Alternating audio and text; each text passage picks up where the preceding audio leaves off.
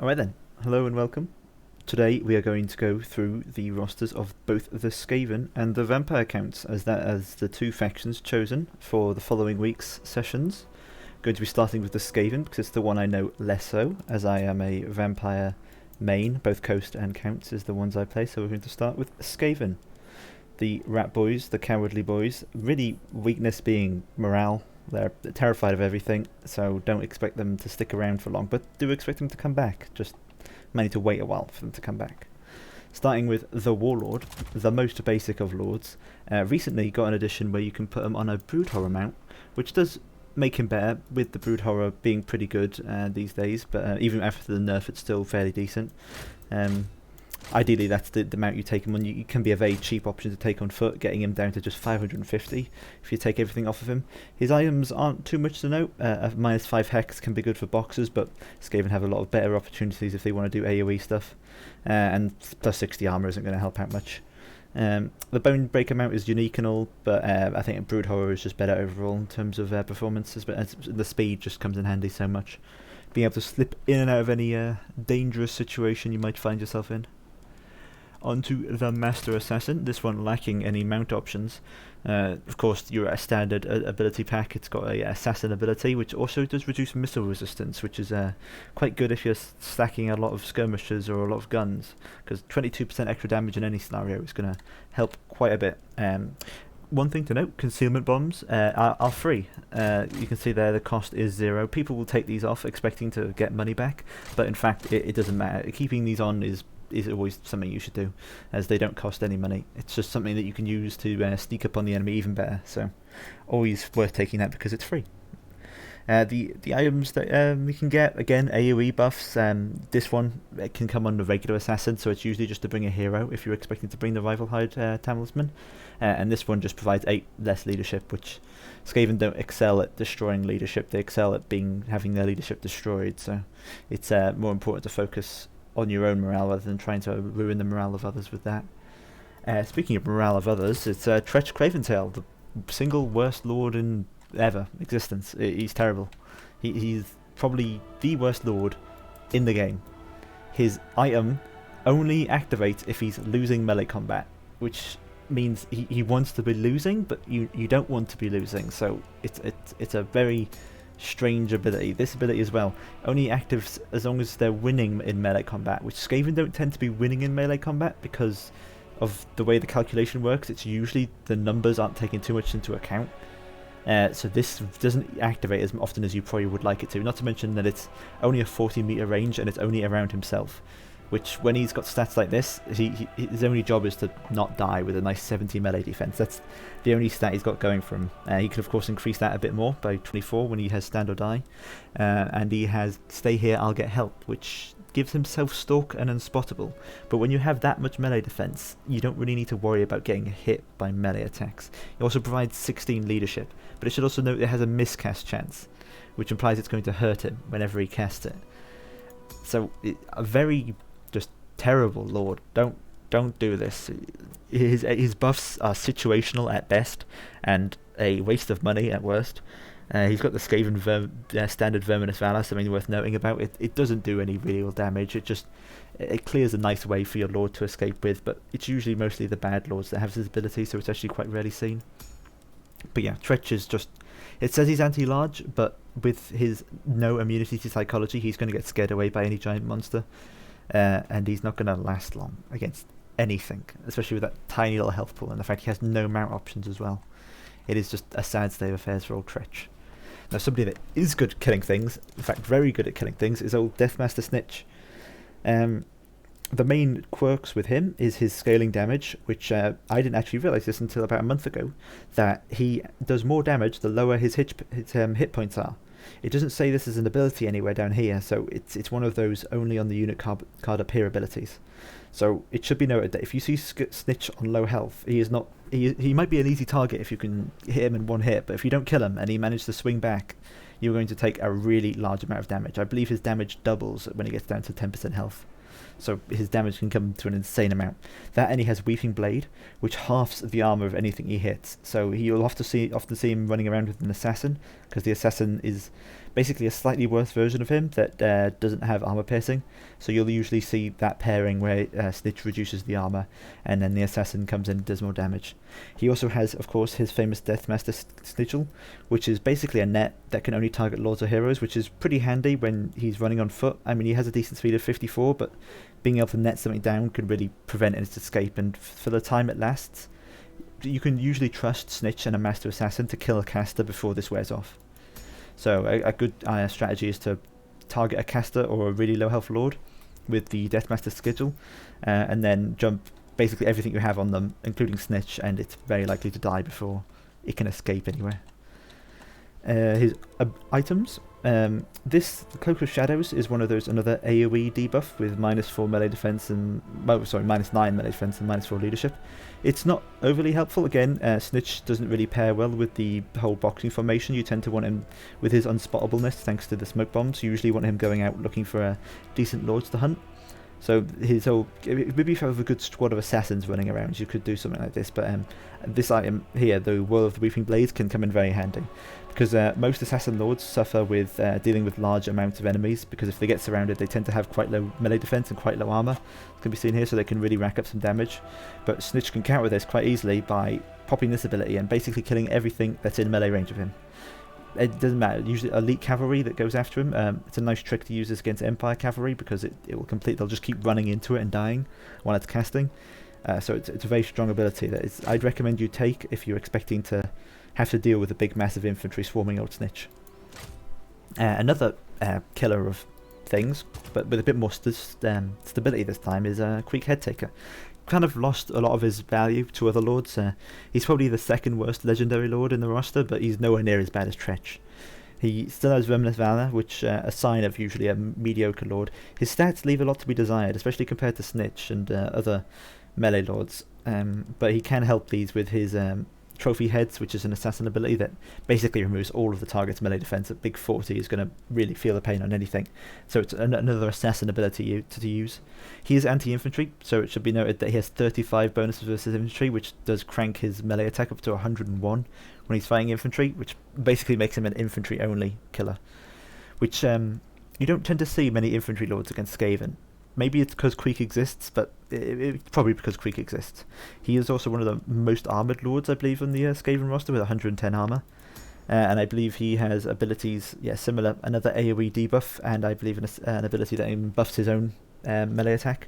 Which, I mean, 24 extra melee attack. If you're fighting infantry, you do not need that extra 25 melee attack. You're going to pretty much guaranteed to hit anything that's infantry anyway. So an average stand your ground ability, Trophy Heads, Assassin. He is an assassin lord, but also does pair quite well in masses of heavy infantry. But these days, with all the weapons teams and Globadiers and stuff, people don't bring heavy infantry against Skaven for all this. How does Creek fare against Sigvald? I believe Creek does win that, purely because Sigvald doesn't have armor piercing. Creek does have armor piercing, and I'd expect that much melee attack should be able to overcome Sigvald's melee attack, melee defense even. I know even if it gets really high with Sigvald, that much melee attack is bound to put a hole in anything. The Grey Seer Lords, hold on, just going to take a drink.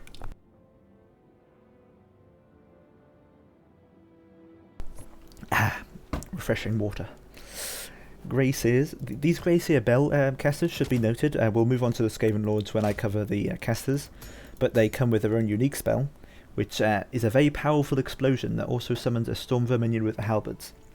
Now, summoning a unit of halberds usually isn't very helpful because it's a defensive unit, and summons are usually there to deal as much damage as they possibly can before they disintegrate. But the explosion is a very powerful explosion. There isn't really an explosion like it. You could compare it to a much stronger Warp Lightning, but it is 20 winds of magic, which is a fair amount. But it can if you get a good blob going, you can definitely do a lot of damage with this spell. The abilities for, again, we'll move on to the caster effects when we cover those, but the two lords specific to Skaven would be Plague and Ruin. Both lord options can be put on a Screaming Bell, which the Screaming Bell is a really good option. It applies the Mortars engine defect. Actually, it's not showing up right now. There you go. The bell, where is it? Well, first of all, it has the ability that it can trigger to basically boost the morale and vigor of all Skaven on the map, and it also has a buff that is similar to a Mortis engine. How it can provide well, not quite like this. The Mortis engine applies leadership and regen. But this one applies +5 melee attack and +4 leadership to all Skaven in range. And I believe, where is it? Where is the bell symbol? Was it not here? I could have sworn. Is it only on the plague? Plague bell? Maybe if I look at this one. Magical aura, is this here? Yeah, the one that supports friendly auras in range. Oh, there you go. Oh, is it only... Oh, I see. I never actually noticed this. Oh, so it should be noted that the Lord options don't actually bring the Mortars engine effect with them.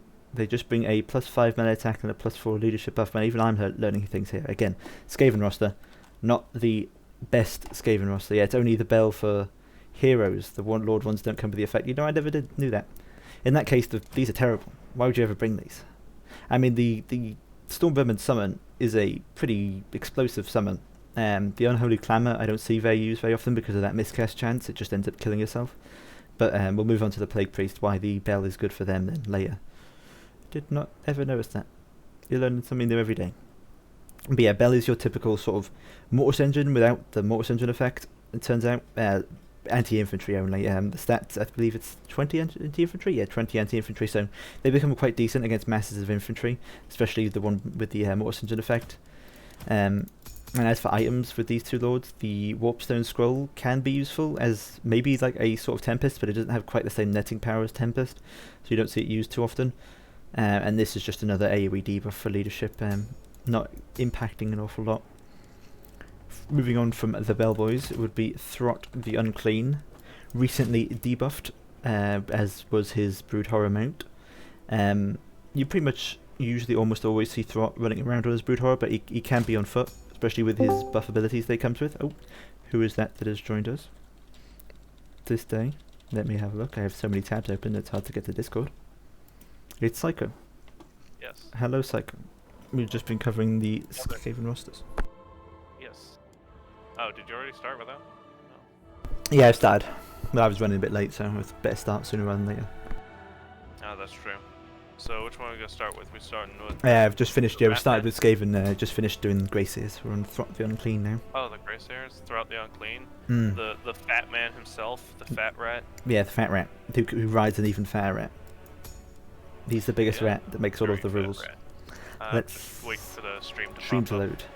Yeah, just his abilities, he comes with a typical another AoE. A lot of these Skaven do have, almost all these Skaven lords have some sort of AoE buff that they can apply to people around them. Have you been talking shit about Tretch? Yeah, I did. Yeah. I'm sorry, well, but I had to. Tretch bad. Literally just, he's not bad. Tretch die. He's just Skaven's version of Sigvald. Yeah, because they can't do any damage. It's like you took Sigvald's sword away from him and just gave him the shield. Yeah, the only... Yeah, unless you also want a lord that vanguards that isn't Snitch or the Master Assassin. Yeah, of course you want Snitch every day. Yeah, every day. But yeah, 90 armor, 70 melee defense, tough to kill, very annoying 90? to get rid of. It is 90 armor, yeah, he's annoying to kill, but doesn't do anything particularly helpful. And his armor, whenever he counts as losing, 33% damage resist. Yeah, no, that. Of course, one of Throt's most powerful things is that he gets his big old heal. Someone thought it was a good idea to give the Skaven Healing. I don't know who came up with that idea. Of course, it can only... Specifically their monsters. Yeah, it can only count to monsters, but I mean, healing big old monsters, who doesn't want to heal? Who doesn't want to heal those? So, and it also applies 24 melee attacks, so this is a very powerful buff. It's recommended that whenever you're taking Throt, either way, if you're bringing a big Molder monster, or if you're bringing Throt, you bring the other. You can't have really one without the other. You need to have something to use these really good abilities on. You can summon a unit of Rat Ogres as well, another very powerful summon, as if Skaven needed more of those. And he also has an AoE buff that he can temporarily apply, which gives immunity psychology, which should be a good thing to note, because pretty much nothing in the Skaven roster is immune to psychology. Except one ROR unit. Yeah, and except from anything, all the beasts that cause like terror. Yeah. So, giving that, the bonus versus that large is also quite helpful, but that immunity psychology definitely can't be understated in some situations. Like, you could toss that onto some Rat Ogres. And yeah, some things that typically do run pretty early. And all of a sudden, they don't run. They're staying forever, especially with that extra 4 leadership that will apply naturally, plus the Uncourage as well. So yeah, definitely a powerhouse. Even after he got nerfed, he's still pretty good as long as you're pairing him with the right sort of synergy. He's not amazing on his own. His amazingness comes from the ability that he comes to just support his team quite nicely. The Warlock Master is the generic Ikit, more or less. He has the Doomflayer mount and the Doomwheel mount. Both, pretty much all of his options are very anti-infantry focused. Yeah, and on foot he is also anti-infantry. Yeah. As well. If you're having trouble with vampires and don't want to deal with ghosts, bring him on foot because he'll beat the shit out of banshees really easily. He has 100 armor, so he's really tough. He's got about 50 melee defense. Yeah, he's got really some fairly. Oh, actually no, this is the Warlock Engineer.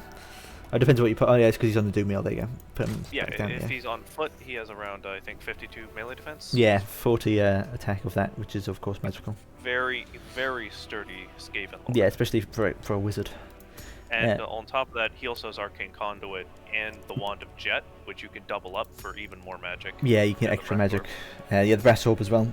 A pretty good Vortex spell available to Skaven. Yeah. That it just comes as a natural ability as well, so it's not even going into or with the magic. The Law of Ruin, I haven't covered the Law of Ruin. I was going to do that when I get to the Warlock Engineer down the bottom. He also has this buff that he can apply to like explosive weaponry around him. Extra powder. Pretty much any weapon that has armor piercing, explosive, or just explosive. So he's good with globadiers, catapults, warp lightning cannons, pretty much anything. Yeah, with an explosion radius. Yeah. And the spellbuster, of course. And then moving on to himself, the man himself, Lord Skrulk. Yes, amazing fella. King of the box and the debuff that he has. Actually, you know a funny mean combo you can do? You Go on. Skrulk plus the Chieftain, because they both have -5 melee attack. So anything that you tries stack to that. attack Skrulk and the Chieftain just doesn't do anything. Just can't hit throw anything. Him into the front line. But yeah, he comes with the Aura of Pestilence, which is a good AoE debuff. Then he comes with the Stand Your Ground, of course, a good AoE buff. He's got the Plague laws, but his stats are fairly similar to the Warlock Master. He's not going to be winning against any like assassins or anything, but he can do a fair amount of damage. Plus he applies a Contaminated debuff, which is -10 leadership to everything he hits. The only thing that really confuses me is that he has 30 armor, but no physical resist as a Plague Monk. Yeah, you would have thought he'd have a bit of physical resistance. Because the regular Plague Monks actually have 15% physical resistance. It's going to be seen down here, yeah, 15, but not this guy for some reason.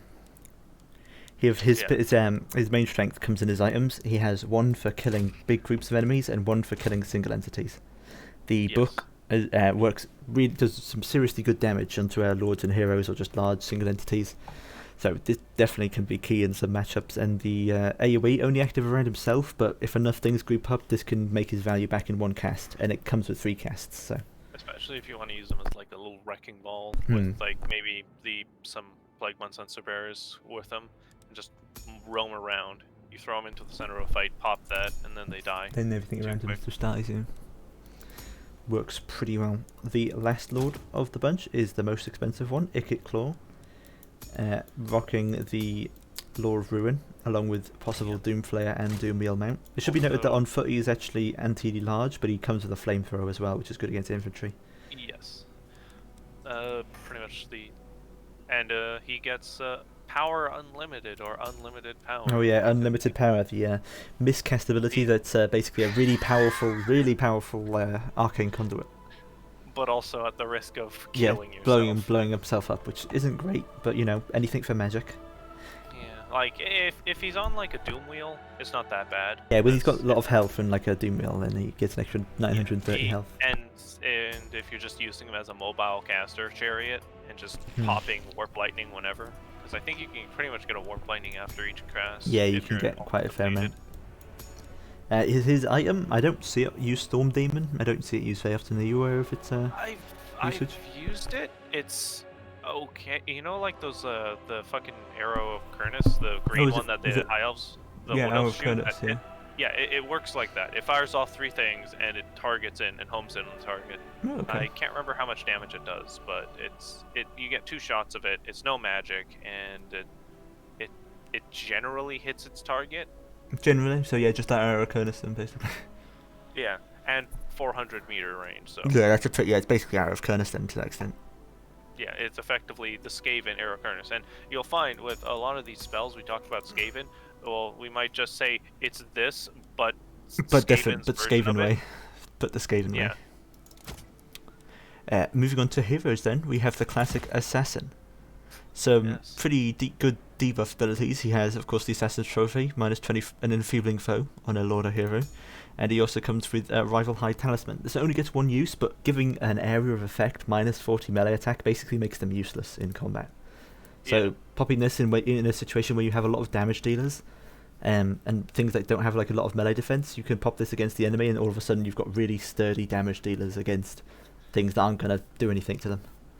Aren't gonna hit back. Yeah, definitely can be used. Can be very useful if you're going for sort of a box formation with Skaven, or a really like a assassin if squad. you want to break through the front line really Yeah, quickly, if you want your Death Runners to survive. If you've got like a strong core or something, it's definitely good to pair that with. The Skaven Brute, I don't tend to see used very often. It has only one charge, which is I think its main downside. You can't use it repeatedly, and it's only a more plus 40 melee attack buff at the end of the day. The immunity psychology. But it's immune to psychology, so if you need if you got a Lord or something, or Rat Ogres. Yeah, it's like a single entity that, or some good single entities that aren't gonna, that would normally tear out, then pairing it with that can work quite well. The Packmaster is Little Throt, basically. Pop him on his Brute Horror, I'd say nearly all the time you want him on his Brute Horror. He can provide regen to all mold and monsters in range. And he can also provide a pretty solid buff, again, that immunity psychology, leadership and melee attack, but only to a clan molder monster.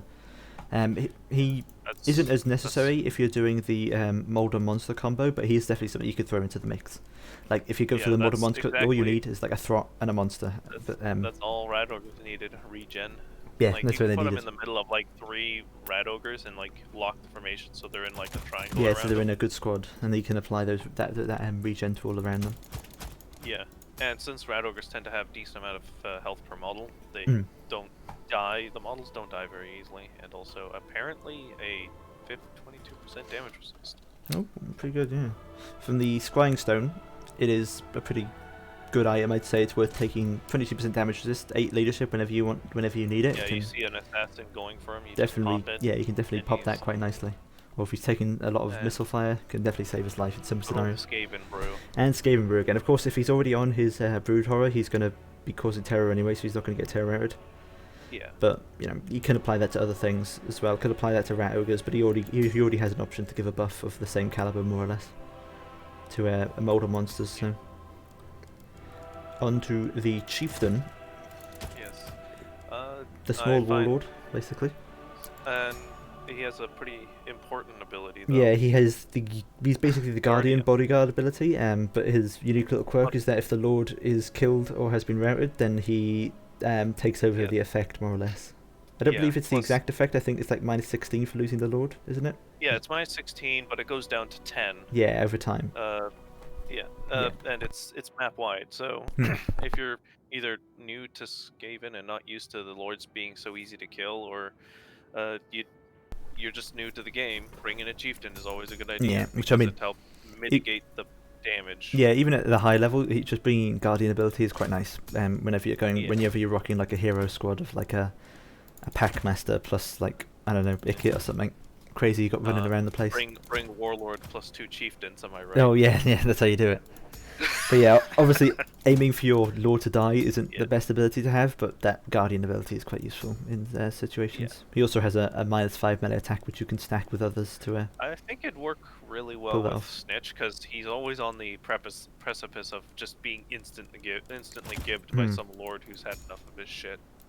Yeah, definitely. If you have like the Chieftain, it looks like he's running on his own. Like they go and try and goon him with a Lord or something, and then Snitch pops out from the Shadow Realm and stabs whatever's dealing with the douche. And on top of that, he's got the minus 5, so he can actually help Snitch survive a little better. Yeah, of course, there's the Skaven Brew as well, which again, buff for specific situations. They really like the Skaven Brew. Yeah, they really. I don't know who's selling the Skaven Brew, but it's selling like crazy. I want some. Yeah, what's it taste like? I don't know how it gives less armor. What were you drinking that makes you less armorful? It literally degrades your armor and makes you like insane. Oh wait, no. I think because it's like plus 40 like melee attack and 30% base damage. It's like, are they getting so buff? Like, is it like they drink it and they get like super buff and the armor like just popping off of them? Like that's the That only sounds logic right. I Yeah, think of. that's the only thing I can think of as well. And then it's like after it's over, they just do the Virgin Walk to go back to pick up their armor again. Yeah, and put it all back up. That's the Eshencaster. Oh, moving on to the let- laws of magic now. We'll take a little let focus on me- those. I'll let you The spill. Eshen Sorcerer has a pseudo poison ability that happens map wide, which lasts I think what the hell? Oh, the area around him's active if why is it only oh yeah, effect around why does it not say the timer usually? It usually has duration. Oh yeah, it says 8 seconds under effects, but it just says it there. Yeah. It's basically like a half poison that you can Yeah, apply. it's pretty much a half poison, which can be useful if like some of the spells that you would want to use with like Brittle Bone or Black Whirlwind, enemies are already going to be engaged, so it's actually useful for that, which is a massive debuff. Well, I guess we'll work backwards from there. So Brittle Bone is minus 40 melee attack on any unit, meaning it's not restricted to heroes and lords and stuff like that. So you could just toss it on a unit of Saurus and watch clan rats somehow kill them because it's hilarious. Also, the minus 24% speed and vigor and increase Can definitely have an effect on their things, but Yeah. it's mainly for that One of minus my 40 favorite- defense. One of my favorite things is watching a lord come in to try and kill a Warlock Master or like any of the Skaven lords, hitting them with the minus 40 melee defense and minus 24% speed, and then gooning them with rat ogres. Because they're just melee defense so low, because their rat ogres by standard don't have the highest They melee don't have attack, great but melee attack. this Yeah, definitely helps them unless out a lot. if you want to go overkill and use Death Frenzy on the rat ogre. And also, the upgraded version is AoE, so if you've got a big frontline fight, you can pop that, and clan rats can usually win. Yeah, Next. area effect. Yeah. The Black next Whirlwind is your typical is sort of like Pit of Pit of Shades. Shades, basically, yeah. But better. It's Pit of Shades, but better. But better, yeah. It does more damage. It has a bigger AoE and a better vacuum. The only downside is that regular ranged units can't shoot directly into it, except artillery. Artillery is the only exception to They that can rule. shoot So into if it. you got Deathwind, if you got mortars, the poison wind or avalanche mortars, they can shoot directly into it. which Yeah, would that's definitely a way wipe to the unit out. stack some AoE And damage. also spells. You can combo spells into it. If you've got a brass orb from like Ikit or the Warlock, you can pop that inside, and unless it's like Chaos Warriors, it's gonna delete any infantry you throw that's in there. It almost entirely will wipe them out in a lot of cases, or you wait till they vacuum together, drop a Warp Lightning on top. Yeah, just some That's sort what of I'm AoE stack buff that you just destroy the rest of it Or with. the most disgusting one was Plague and Black Whirlwind, where Oh, you pop yeah. both on top of each other, and yeah. Watch everything die. Next is Armor of Darkness, which is Glitter Robe, but Yeah, better but bit more missile resistance as well. and cheaper. Yeah, is it cheaper? I thought it was 6. Wasn't Glitter Robe 6? I can't remember. Actually, I can have a look. The upgrade, but 60 armor, and also it's one of the only spells that can apply armor to. Oh yeah, 6. And like, Okay. yeah, okay, so Slightly better, It's- but for one more extra, you gain 22% missile resistance. So which is You pretty know, good it's if got a you're situation dealing on with this. if you're using monsters and stuff, or you're using infantry that don't want to die. Vayner but- Shadows is just a Pit of Shade that does no damage. Well, basically. not exactly. It's, Well, bigger a bit radius. it's a bit more complicated than that. It's a big radius, but it knocks all the units over and doesn't affect your own units. Meaning that if someone's sitting there boxing, and it has a cast timing of 1, so it's pretty much an instant Unavoidable, cast. more or less. Yeah, and it's a huge stationary area, and you can, like, if you've got Death Runners running in, or like Storm Vermin, and you want to get right to that juicy core of the box, you drop that on the outer thing, and just walk right through. The other little known fact about the spell is that you can stop cavalry with it, because cavalry don't fall over, but they have a stun animation. Yeah, it's just them being And- stopped, more or less. Yeah, they pretty much get stopped every single 2 seconds, and infantry can still attack them. So you can just run some rats in there, and you can shoot into this Veil of Shadows as well. So units on the ground can get shot with artillery. Yes, definitely, And- as its uses in its areas. Also, another thing about Black Whirlwind is, with the exception of Dwarven Artillery and the Hell Cannon and Queen Bess, you can drop it on an artillery piece, and it will always wipe it out. Always destroy it. Yeah. Like to show the models Um, themselves. It'll kill all the models, Nice. pretty much, or get them low enough they'll shatter. But I think I've seen it destroy cannons once in a while. It's very random. But also, overcasting it applies a contact defect, apparently. Yes, -8 leadership and 48% 48% speed, speed. which might be useful against like, because it also kind of does the stun to big monsters, but not as often, so they can actually walk their way out. The other two spells being Warp Stars. Warp Star is trash. Never use it. Never bring it. It's too don't do much. unreliable. Yeah, it's really like firing pebbles at something. It's not even firing pebbles. Like, it has the capacity of destroying cannons, but it has this weird glitch where either it'll randomly either hit the units behind the cannon or hit the cannon, and it never seems to know what it wants. If you throw it at a big monster, it fires way too wide and it goes everywhere and misses entirely. If it's too small, it goes everywhere and it hits the unit, knocking them back, and then all the other stars miss. It's only good at hitting like Lord on a cavalry unit. Yeah, very oddly specific and strange. Yeah, and maybe shooting at artillery, if you're lucky, it might hit the right unit, but you might as well just use Black Whirlwind or something on it, or just bring a Plague Cloud Catapult. The last spell, Scare Leap, is basically just giving the goblin stealth spell. It's giving a Concealment Bomb basically to a unit of your choice. It's a cheaper. You can also increase it to an AoE as well. Yeah, you can increase it to an AoE, basically giving them Scar Stick ability. If you want to be absolutely disgusting, bring a bunch of wolf rats, use the AoE version, and then run them. Yeah, you'll never see them coming. They have 115 movement. Yeah, they're real quick. Yeah, so the lore of Eshin definitely very focused on, I'd say, killing infantry would be its main goal. Yeah, because, so you know, Black Whirlwind does not work on cavalry. It will not doesn't hold do it much. still. But yeah, I wouldn't call the Eshin Sorcerer bad, just a situational pick for a plan. If you don't have a plan for an Eshin Sorcerer, you probably shouldn't bring it. Like, there's another cheeky thing you can do with the Eshin Sorcerer, which is you set him up in the back, and since he has stock, he can walk up and be in range with Black Whirlwind and Whirlwind cannons. Take them out and just whirlwind them out. Yeah, and what are they gonna do? Just send all their units back to look for a fucking hero. Eshin caster. If you take everything off, including like the poison and everything, with just Black Whirlwind. Oh, and Concealment Bombs, of course, because those are free. Getting closer. Free.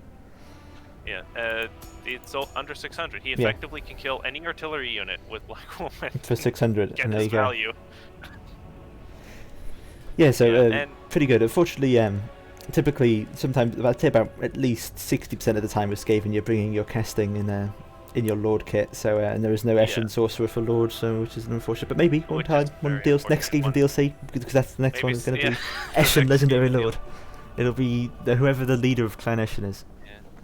Yeah. Shogun says if Council Guard wouldn't have Guardian, this would be much better. Yeah, I think it was talking about the Chieftain ability there.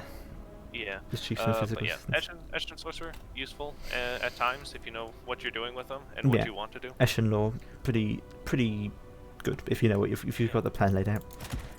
Now a lore that's good basically almost all the time is lore of Plague.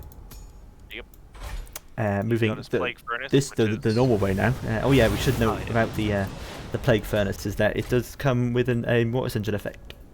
Yes. As long as he's in melee, he's going to be damaging everything in an AoE, which is pretty good when you've got like your terrible Skaven infantry, because it's not going to do it. It's basically very similar to the vampire counts. We'll talk about later how you just have sort of that trash front line that holds out, and while the Mortars engine does all the damage, sort of thing. I also heard the Mortars engine also applies like some magic resistance as well. Yeah, it does. It's pretty solid, and also I think it gets extra missile resist too. Doesn't it? Isn't it 25? Yeah, it goes to 25 from 15. Yeah, he's. If you want your Plague Priest to not die instantly, and you're not against a faction that has armor-piercing missiles or cannons, not a bad pick. Yeah, not a bad pick. That can be definitely good. Looking at the Lore of Plague, it should also be noted the bell comes with this as a bound ability, but it can only be fired off from the bell. Pestilent Breath is what you'd expect from a breath of a spell. It's pretty low damage when it comes to high armor, but it can definitely clear through some low armored units or some ethereal units very nicely. A nice combo though is using Wither on something like Saurus. Anything that has 60 armor, you drop Wither on it and use Pestilent Breath, and they'll die like any. Yeah, I believe you can overcast it. You can it basically makes it an AoE Plague of Rust. Yeah. Overcasting it, but it is a big 16 winds of magic there as base cast at 10. That's a lot of magic. Yeah. Character specific. Oh yeah, of course. This is the one that comes with the Lord. Is the dreaded the 13th Lord spell. variant, which is a big old explosion and it Storm Vermin. summons Storm Vermin. Should be noted that it is a very powerful explosion spell. Yeah. But It has it's like a foot of Gork. yeah, it's basically a level of Foot of Gork sort of damage. Looking at the rest of the plague is the standard. It just gives less poison filth, which to is 5 magic, so not bad. Should be noted that it imbues your units with poison, not affecting the enemy with poison automatically. Yeah, so cast this on your units in They melee. have to attack it. Yeah, that should be important to note. But the star, I'd say, of the Skaven way is the summoning of clan rats. 5 summons. Now, it's an interesting thing that we covered both Skaven and Vampire counts this time, because we will be pretty outdating how OP summoning is. Summoning can be insanely good, especially when you have 5 of them. These clan rats can be used to completely disrupt range units, completely disrupt artillery, can be used to tie up a cavalry charge while your more powerful units get away or deal damage even more. So it's the power of summons cannot be understated. And it's one of the reasons why if you're against factions that can summon, you want to segment your army much further apart or much further back to actually keep from being blocked by summons, or having units behind your front line, infantry units behind your front line to stop that from happening, or your lords ready to deal with them. Because the problem is you don't want your lords fighting summon units because they're garbage. No. And they're going to die eventually anyway. Yeah, they're going to die eventually anyways. So generally you want your own chaff to just stop the clan rats from killing them. Yeah. So we talked about the Wither. It's an AoE Plague of Rust for a much higher cost, but it definitely has its situation, especially when you've considered the front line of Skaven being like clan rats. 25 armor. Yeah. Plague is that vortex spell, similar to what is it similar to? The Black Whirlwind. Yeah, Black Whirlwind. Yeah. Well, actually, didn't really have any pushing or vortex. It doesn't have a vacuum. It has an AoE. Yeah, it's like the Law of Life. So like the Law of Life, Dwellers of Below. Is what I can think of. It's a stationary AoE, or like the Law of the Deep's Kraken Pull. Yeah. Except that has a vortex as well, actually, so it is quite unique in its regard. Another summon that comes. Speaking of this pestilence, it's fairly decent against armor, but of course using it against like infantry is the main target, or something that's already engaged, where you have a pretty good situation to drop it on, is usually what you're going to be using it for. It is a very long spell though, so if your opponent has had a recent aneurysm and is not moving his infantry, you will effectively kill him. If he just gets, if he thinks, oh, I've already been hit by it, I may as well stay in it. That's not the attitude to have. You can move out of it as quickly as possible. Run away very quickly. Every second you're in that, there's a second, you're gonna just be dying. Another summon spell would be the Pestilent Birth, which summons a unit of Plague Monks, which is a pretty strong summon. It is 16 winds of magic, but Plague Monks are a damage dealer infantry. That's always what you want in a summoned unit, is a big old damage dealer. But so these will like murder a ranged unit, or you could use them to flank and destroy infantry lines. It's quite variable. The other thing is that it's the perfect situation for Plague Monk, who normally if you bring them in an army, they're gonna die in droves unless you use like Armor of Darkness on them, because they have 10 armor and only 15 physical resist.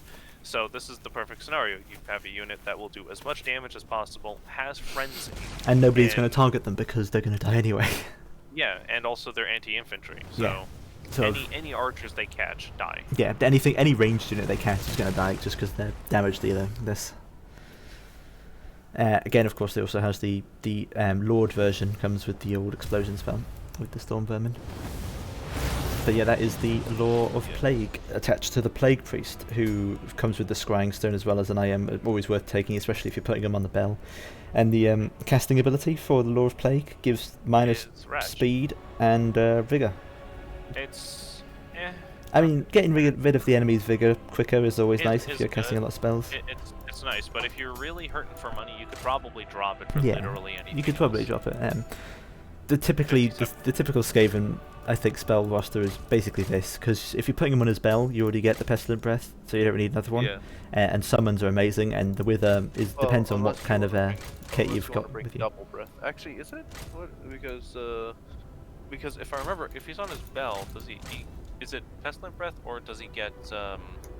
Oh, he does get. Pestilent. It has a miscast in it, and he can only fire it from his like source. Yeah, if you put the Grey Seer on, or the Plague Seer on his bell, he'll actually get the ruin from the ruin tree, like the big long one. Oh, the long one, yeah, does he? Yeah, yeah. It changes, does it? Ah, okay, that's cool. Yeah, it changes. But yeah, you can bring double Pestilent Breath if you want, because it doesn't cost magic. So Yeah. you can. So you can have even more breath breaths. line. Which, depending on just how little army you're dealing with, really depends on the situation. Especially if you got like a bunch of Skaven slaves in the front just to sacrifice. Like if you got some Orc boys you're up against and you just cast 2, wipe out your own slaves and then all the Orc boys, that's entirely worth it. But yeah, I must say that when it comes to the Skaven roster, it's very hard to build an army and not bring Vermintide in some capacity, because it is just such an amazing spell that you almost always want to bring it. It's another thing why it sometimes tears away from the other 2 laws of magic, because you almost always want Vermintide in some regard. Ruin is fairly strong. Ruin is fairly good in its own regard, but it does lack Vermintide, which is just an insanely good spell. It's similar to the Raised Dead that we'll look at with vampire counts. Yeah, being able to summon Hina is insanely strong in Total War. Speaking of Lore of Ruin, we can have a look at the Warlock Engineer, who comes again with that extra powered ability. He has the Doom Missile too. Yeah, the Doom Missile. How good is this? I don't use this very often. It's okay. So, what's a good example? Because how the missile lands is like in a line, like a breath attack. Well, it fires and like breath, does it? Like shrapnel. But the further away it is, the wider the breath is. So the closer it is, the less angle you get. It's a very interesting thing. Like if you line up the warp block engineer properly, you can get a lot of damage out of it. Or you could just toss it at an elite unit, and he'll probably get the value. His value. Yeah, 112. It is only 112, so you're probably gonna get your value back in some regard there. If you fire it at like a unit of like great swords, you're gonna get your value pretty much instantly. The Musk of Fear that comes with Lore of Ruin is really good. One of the best. Minus 12 melee attack to all enemy units for 8 seconds is really good. And 4 leadership. And 4 leadership as well, yeah. But that's very good. Personally, I think that's like one of the best.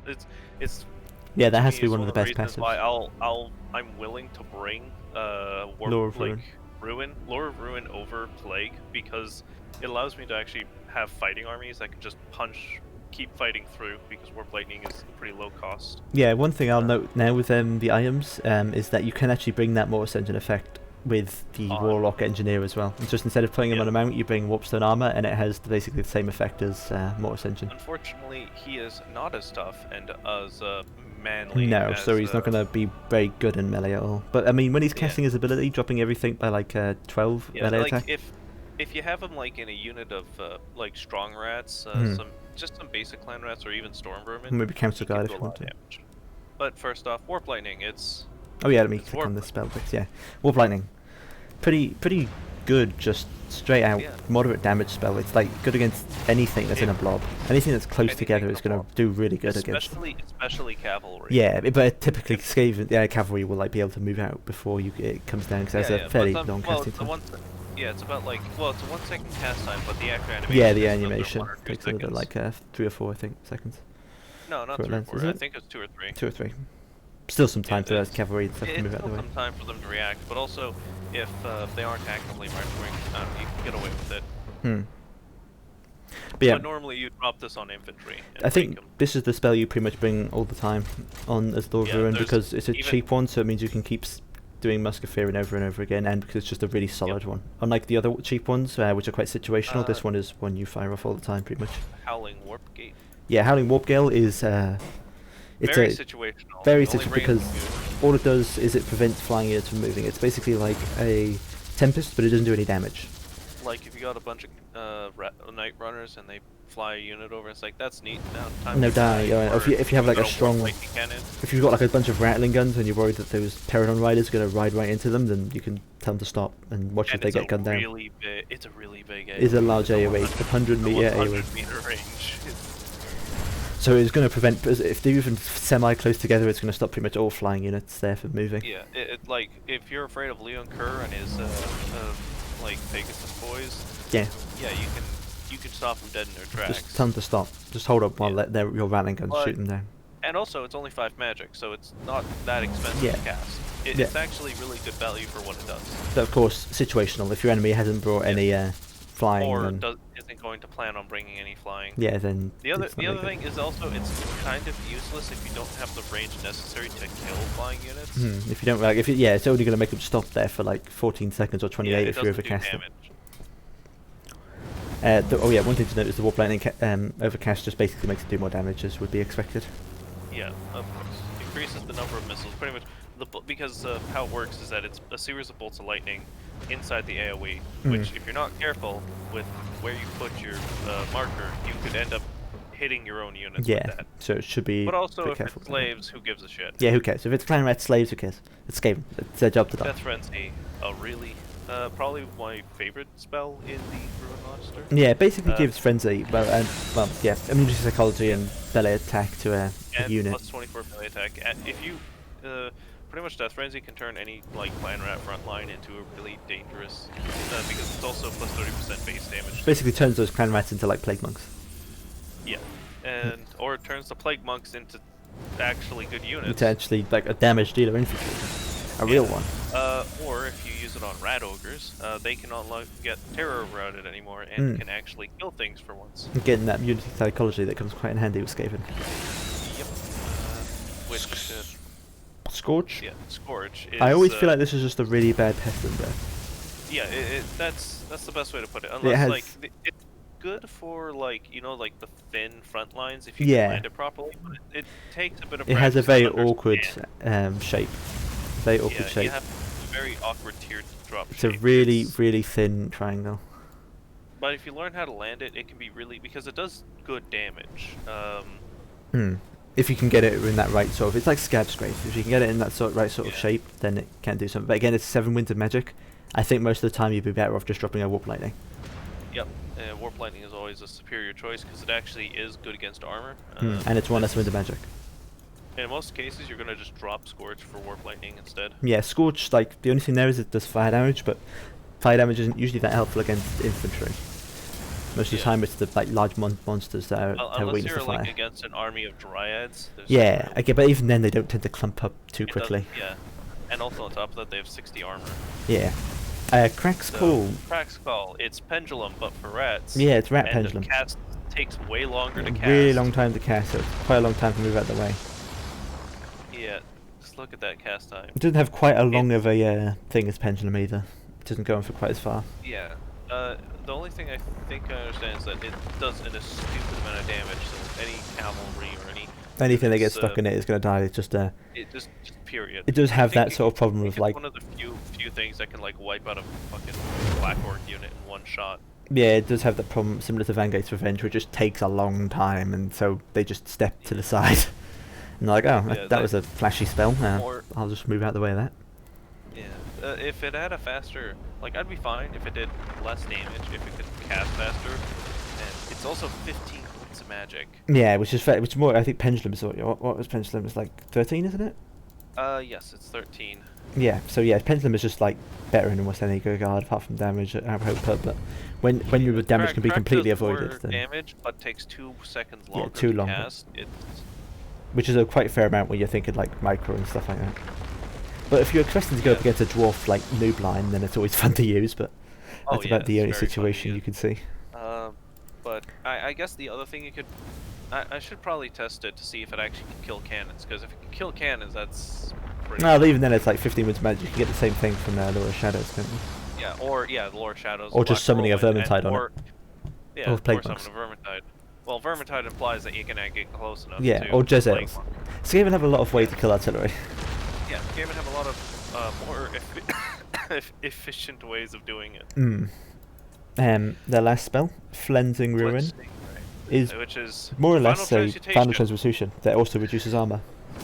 Yeah, it's not bad. It's a good spell. Like if you wanted to be, that asshole who just brings metal casters, and it's like, haha, I Final Transmutation or die now. If you're expecting like some big old goon squad, which you don't see very often at Skaven because guns, but it can be something to help if you're not planning to bring a big gun kit. It can be good to bring. And Overcasted, I believe it does just longer, which means it's going to do more damage as well. Yeah, it does more damage, except But yeah, it's also good as kind of like a defensive thing if someone keeps trying to fly towards your, especially if you got a Warlock Master, they come down to fight them, and then you pop that, and it's like, wait, why am I dying? Wait, no, I'm dying. He's a Warlock Master. How am I dying? Then he dies. My favorite thing about Warlock Master is everyone underestimates him, and it's like, oh, he's easy to kill. He's easy. He's a caster, right? Oh no, he's got like 90 armor. Actually, I think it's like 120 armor, isn't it? 90. It's 90, but he's got 52 melee defense and armor piercing and magic attacks. Pretty good going there. But yeah, that's the lore of magics for the Skaven covered, more or less. Yeah. Lucky then, all 3 unique laws. Nobody else gets anything like that. Vampire Coast only get 1. Where's my other 2 unique ones? Where's Chaos? Where's the Chaos? Chaos laws, yeah, where's the Zinch law? The Corn law. Actually, no, Corn doesn't have a law. Nurgle law. Yeah. I guess think, no, Nurgle law. Corn does have a lore. Does it? It's just, due to how the Corn views magic. It's just sorcery he hates, but if you're born with magic, you can use that. Yeah, you're allowed that. Yeah. Final hero of the group, the legendary hero, Gorrich. Yeah, he's not that good. He's smack thing. Yeah, he hit real hard, but boy does he get hit real hard. Like, the only thing that's good about him is his spin to win ability. Yeah, his spin is nice. It's similar to Snitch's whirling blades, is that it just basically kills everything in melee range. It's like cavalry or infantry. Yeah, you throw him in, use the ability, and then run the fuck away before they realize where you are. Yeah, because you see, he looks big and tough, but then you realize he has 30 melee defense, which is abysmal. He's meant to be an infantry killer, but if he gets surrounded, he's going to take a huge amount of damage real quickly. He'll just get killed by basic goddamn spearmen. Like 30 melee defense is really low for a single entity. Like that's insanely low for a single entity. Yeah, the saddest thing is I remember some Skaven player threw like Gorrich into like my Chaos Warriors, and then I think my sorcerer was in there, and he managed to beat the shit out of him. He is just like if you're looking here, the Grey Seers have 4 more melee defense than he does. He just dies really quick, but he does. It should be noted that he does hit really hard. It is good to usually pair him with some healing from Throt because of how quickly he takes damage. The small thing about the Eshin Sorcerer is that he also has 30% physical resistance. So if you have a Guardian with them, it's 45. It stacks even more. You can't touch him with physical resistance. Yeah, so he's able to survive. And he's got 40 melee defense, so he survives okay. Yeah, he survives fairly decently. But Gorrich doesn't. 30 melee defense ain't gonna do much. Also, he dies really a lot from missiles as well. He only has 70 armor, and he only has 15 missile resistance. So.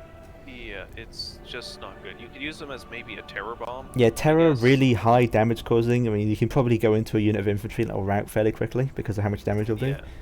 Or run into like the heavy infantry, use a spin to win, and then try and run out. If you do bring Gorrich, you really have to bring Throt though, I think, because of the healing would be so helpful. And then when you get to this point, it's like you've already spent this much money. So it's combo. like what? And then you're also needing to bring a lord. Yeah, you then need to bring a caster. And then you're like, oh, okay, so there goes half my money. There goes all of it. My God. Well, you could drop some spells. You could probably drop some spells and not put them on. Yeah, maybe okay. So you got to take some other bits away, and then say Gorrich just brings that. Usually you want everything on Throt. Yeah. But even then, that's a huge sum of money that you're throwing into just your leadership core. Which Skaven is not well known for their leadership core. It's not like Chaos where you can just throw all your money at Archaon and Exalted Heroes, and then he's gonna kill everything. Yeah, him and his backup singers are gonna fucking kill everyone. Gorrich, hard hitter, but he die real quick, so watch out. Yeah. Don't get fooled by the propaganda. The Vermintide cometh. It is the infantry time. Skaven slaves. Yeah, it's Skaven slaves. What do you want me to say? They die. Yeah, they die. They run. They come back. The end. You could put gold chevrons on them to know that you wasted your money. Yeah, you just wasted all your money there. Because the thing is also, you can't just bring Skaven slaves in general. Sometimes you need to know who you're up against. It has to be against enemies who cannot kill them quickly, or like can't Empire instantly terror out them. Yeah, like I know. Like Vampire Council.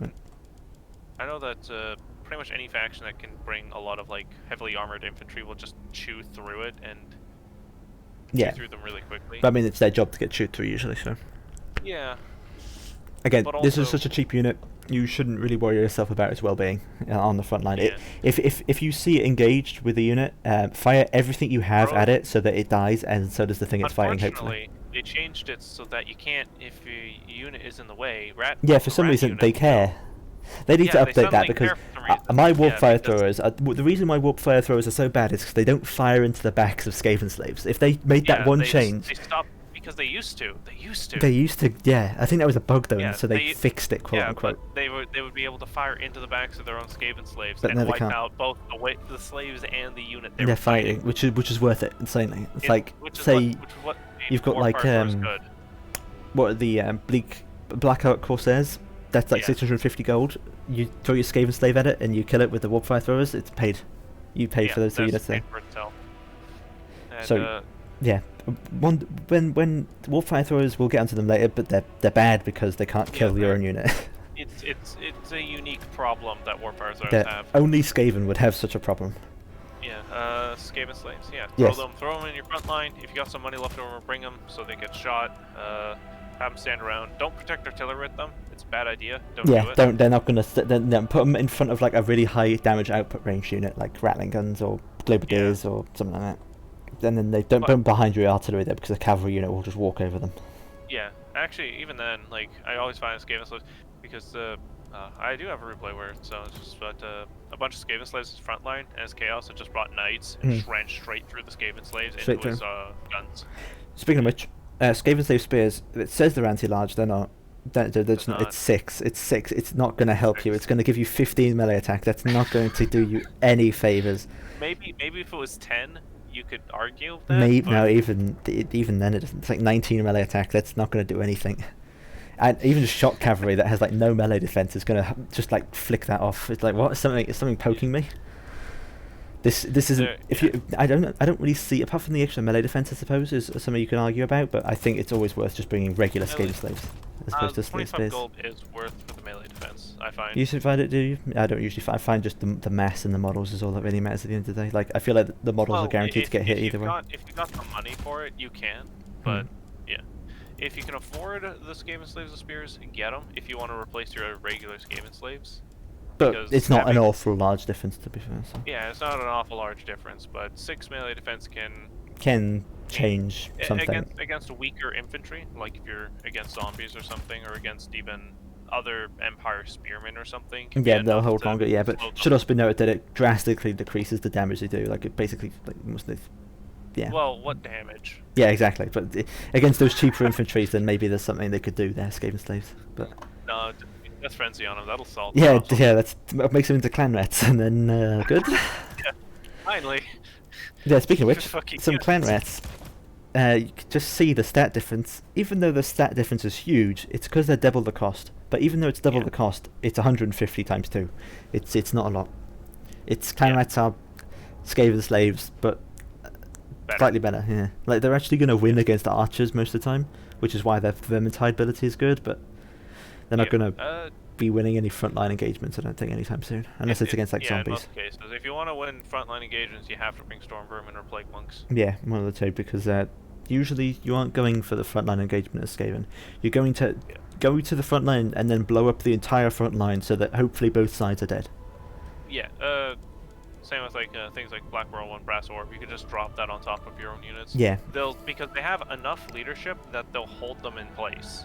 Yeah, there's basically the entire top row of Skaven infantry, even, okay, maybe not the ROR, but everything else you don't care about. You nuke it into oblivion, and as long as it kills something more expensive than it, you don't care. Yeah. Yeah, so just looking at all the clan rats variants here is just sword, spear, sword and shield, spear and shield. It's what you'd expect from the stat buffs. Clan rats have like the least melee defense. Clan rat with shields and spears have like the most. It's like 10 extra. Difference. Yeah, but it's but also they're the main like anti-large unit. If you're going to protect your artillery, this is what you do with spears. Because they have halfway okay stat. It's enough there that they're actually going to pose a threat to cheaper cavalry and the likes. Or at least stop them. Yeah, at least actually hold them in place while something shoots them and blows them up and kills them in the process. The funny thing about Skaven slaves is they don't get a charge bonus defense against large. They just get trampled either way. They get trampled every time. But the regular spears and the shields with spears do. If you're expecting some, I'd say if you're expecting missiles, I mean, you obviously you get the extra melee defense with the shield as well, but I don't know if you're shooting clan rats or something, you're wasting your time. Yeah, and the thing is, like, you can, like, if you have enough clan rats, you effectively can buy just an extra clan rat if you just switch over. Yeah, more clan rat. More numbers and more clan rat. With spears, in a lot of cases, you could probably like do without the shields if they're in the back line. Yeah, in the back line, you don't usually need to shield too often because, like, who's going to shoot? Even if they have skirmish cav back there, who's going to shoot clan rat spears? Yeah, who's going to waste their time on that? It's a waste of ammunition because most skirmishers tend to be like above 500 gold. Yeah, it's a waste of a lot of their value is in their missiles. You're not going to get your value back. Even if you kill an entire clan rat spear unit, which is like 120 models and 7,200 health, that's only 325 gold. Yeah, that's not worth it in the slightest. Alright, let's talk about that ROR. That ROR, yo, clan rats. it's like one of the only sources of fire damage in melee, I mean. Yeah, almost always, and also they have a fire resistance. Yeah, they have a like full 70%. I thought it was only 25%. Yeah, but yeah, Burning Head won't actually instantly yeah, kill all of murder these them. guys. There is definitely that. So if you expect to get Burning Head, guys, they're just a reliable unit. Yeah, they're actually okay stat-wise. Like they're pretty dissimilar to like Bleak Swords and the likes. Cost-wise, they're worth it because they're pretty much cheaper than a fully leveled up clan rats with spears. Shields, I mean. I'd say you basically bring these if you're looking for some fire damage or if you're expecting Burning Heads. You want to compare the costs, just clan rat with shield. They're like 150 difference for some pretty beefy stat upgrades, 7 to each. Yeah. I mean, you can like click it and then chevron it up to see how much difference.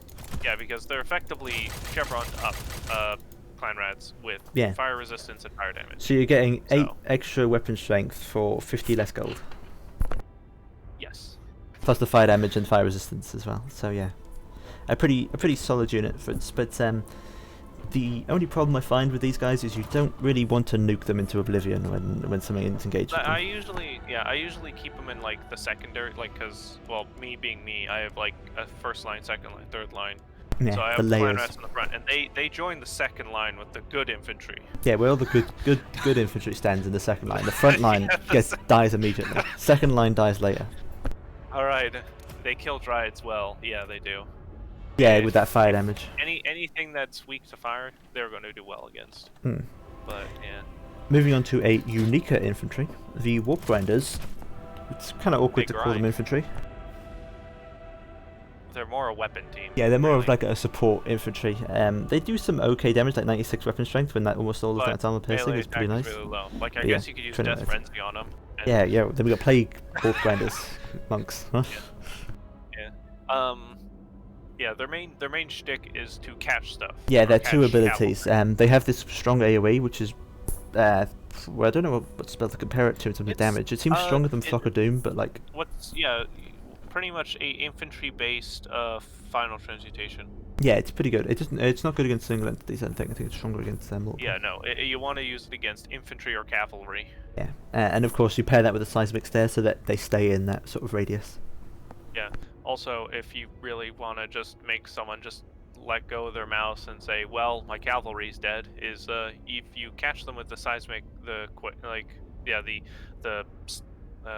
seismic snare, and then you drop the Veil of Shadows to indefinitely keep their cavalry stuck in place for about 50 seconds. And then they just stop there. Because the Veil of Shadows is, I think, 30 seconds long. But it's pretty long. But it should be noted that the Warp Grinders themselves aren't going to be killing cavalry at the end of the day. You want to pair them with some anti-large, some sort of push behind them so that they snare the cavalry, they damage it. Eshin Triads can do okay. Yeah, Eshin Triads, maybe a Rat Ogre unit to get the charge off because they won't be able to get it. Some halberds. Or some spears even is worth it. Just forcing them to engage spears could be good enough. Basic spears can actually do some damage. Yeah, Warp Grinder is pretty good. Don't go throwing them into melee because you can often get, if you get 2 charges off of Warp Quake in a good situation, you can nearly get like double the value back. It's quite good. Yeah, and also the snare is also useful against goon squatting lords that think that they're hot shit. Yeah, get a big stack, snare them down, then shoot them. Especially flying ones where they land and then they're stuck. And then they're stuck because they're on the ground. They're on the ground and they can't do anything now. Now, onto the Eshin Triads. they come with that old Weeping Blade that Snitch has, so they can be a pretty good support unit to mix in with some spears if you're worried about that heavily armoured cav. Yeah. They come with a 30% It's physical wow, resistance. it's -50% armor. Yeah, now. it's half the armour Back Weeping Blade. Back in the day, it was only -30. And it's for just flat. 35 seconds as well. Jesus. Yeah, It's a that's actually pretty good supportive buff yeah, to apply to things. pretty much. You could probably set up if you're not planning on blowing up your front line for once, or blowing up your clan rats, you put them nearby and then run them into whatever they get charged by. Yeah, And they are they'll make it actually possible for them to kill the cavalry. They lack the sort of models and HP to be holding anything on their own, but Yeah. mix them in with like the clan rat usual stuff, and they can be quite a good support unit in that regard. Like let's say you got like a front line of like 4 clan rats with spears and shields, and then you get two Eshin to go with that. And that's a pretty cost pretty efficient sizable destroying of anti-large, pretty good there. Yeah. They're also stock. Though they should have- also be noted they have the Concealment Bomb in the and store physical. and yeah, Strider, Yeah. which means they so can really sneak up on some of those things quite nicely. And they're not exactly a flanking unit because they're anti-large. You don't tend to find much large in the back line, so it's better keeping them like No, maybe the by your. cannons are large. What are you talking about? You can keep them by your own stuff, and then people will assume, oh, there's nothing by those rattling guns. They must be a free target, and then they appear from the shadows. Yeah. Definitely catch Unless people off it's guard. a heavy cav that's like, but I'll run you over because they Okay. get large defense as well. Yeah, I think but- they just don't have. They have a bit too thin of a line, so they tend to even get walked over. Still. Yeah, they tend to get just overrun, and then Yeah. they hit the. That's the problem. They have less than half the models of clan Yeah, rats. they have real small amount, Just- half the health as yeah. well. Well, not quite half the health, But- but it's very small. But if they're in the proper matchups or they're helping clan rats, they can actually get them to do a lot of damage. Next is the Plague Monk. Yeah, a common theme across these sort of damage dealer infantry is that they are quite low in the entity and health HP count. Plague Monk are better off, but they just lose all their armor. They have only 15% as opposed to the 30% that Eshin have in terms of physical Yeah. resistance, and they're just quite It's, squish. Yeah, But they are a only damage have, dealer, so- Anti-infantry. Again, that they have the problem of being when they're in the base army, they're an amazing target. Which is why they work so well as a summon.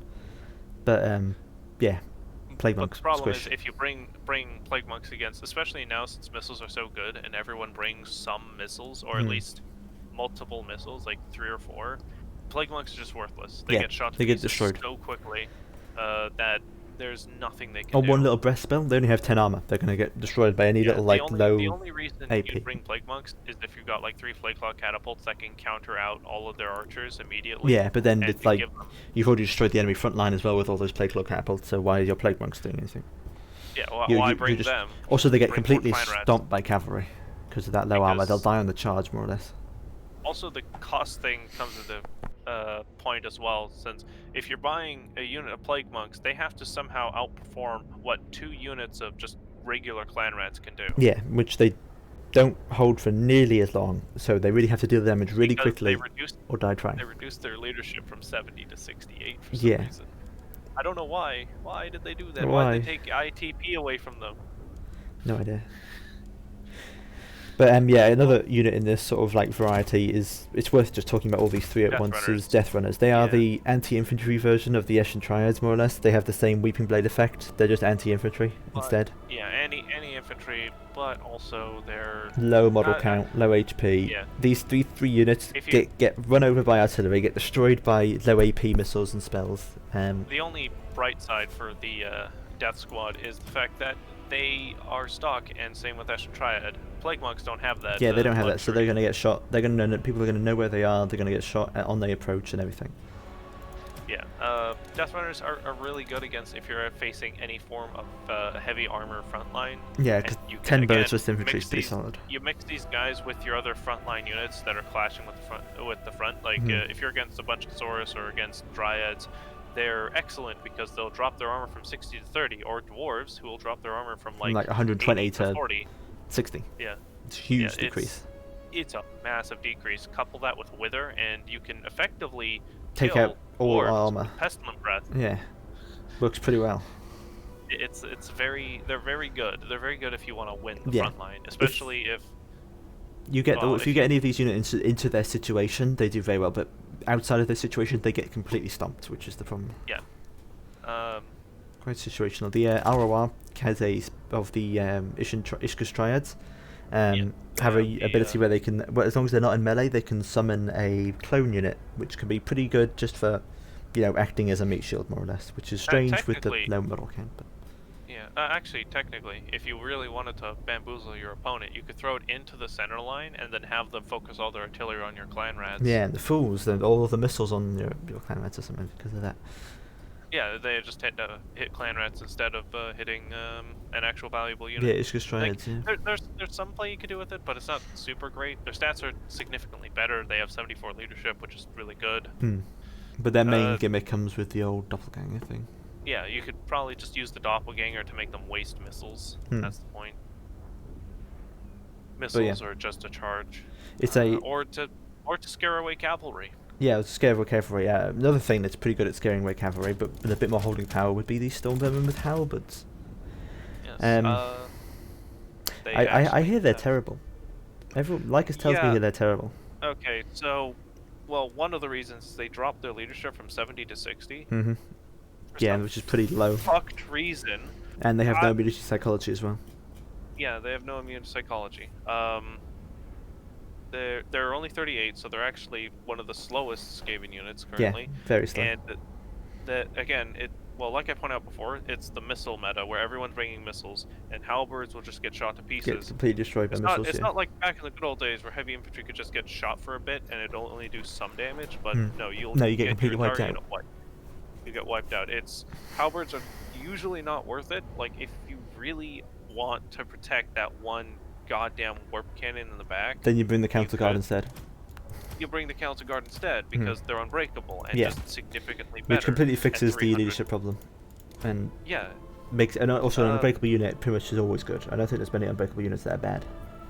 Yeah, and they also have way better stats and have guardians. So if you have like a lord with them, you get 15% more. You don't have to use this. Could be good just to guard some artillery, but of course the best pairing is the pairing with a footlord of some variation. But most of your Skrull, I think, is the best example of it. Stormvermin with halberds, they used to be pretty good, but again, their cost was dropped because they became shit because the meta dictated it. Question from Shog? Does the Weeping Blade clone do its Weeping Blade? I don't know. Would be. It sounds like a really good thing. That would be really. But I feel like it doesn't. I don't think it probably doesn't because it's not an actual unit. Because it doesn't do damage, so it doesn't count as. I know. Because they have like no melee attack, so they can't actually apply anything. Yeah, they can't apply it. No. But yeah, Stormvermin with halberds are not super great anymore. No. They used to be the kind of go-to for Skaven if you wanted a strong front line. But not these days, unfortunately. Not anymore. Their melee attack is too low. Their leadership's too low. Also, everything is just they just nerfed Stormvermin for some. Because everyone was using Stormvermin, right? Yeah, everyone needed those Stormvermin to be nerfed to the ground so that we could bring more Rattling guns and Poison Winds. That's what we needed. Yeah, and reduce our. Okay. Anyways, let's move on before I get more depressed. Moving on to another terrible unit that's just not used. It's the Center Bearers. They're in theory, they're not bad. Yeah, they have their tools for them, but it's like you took Plague Monks and then you made them an even better target. By 20 times, you made them a really nice target. Gold.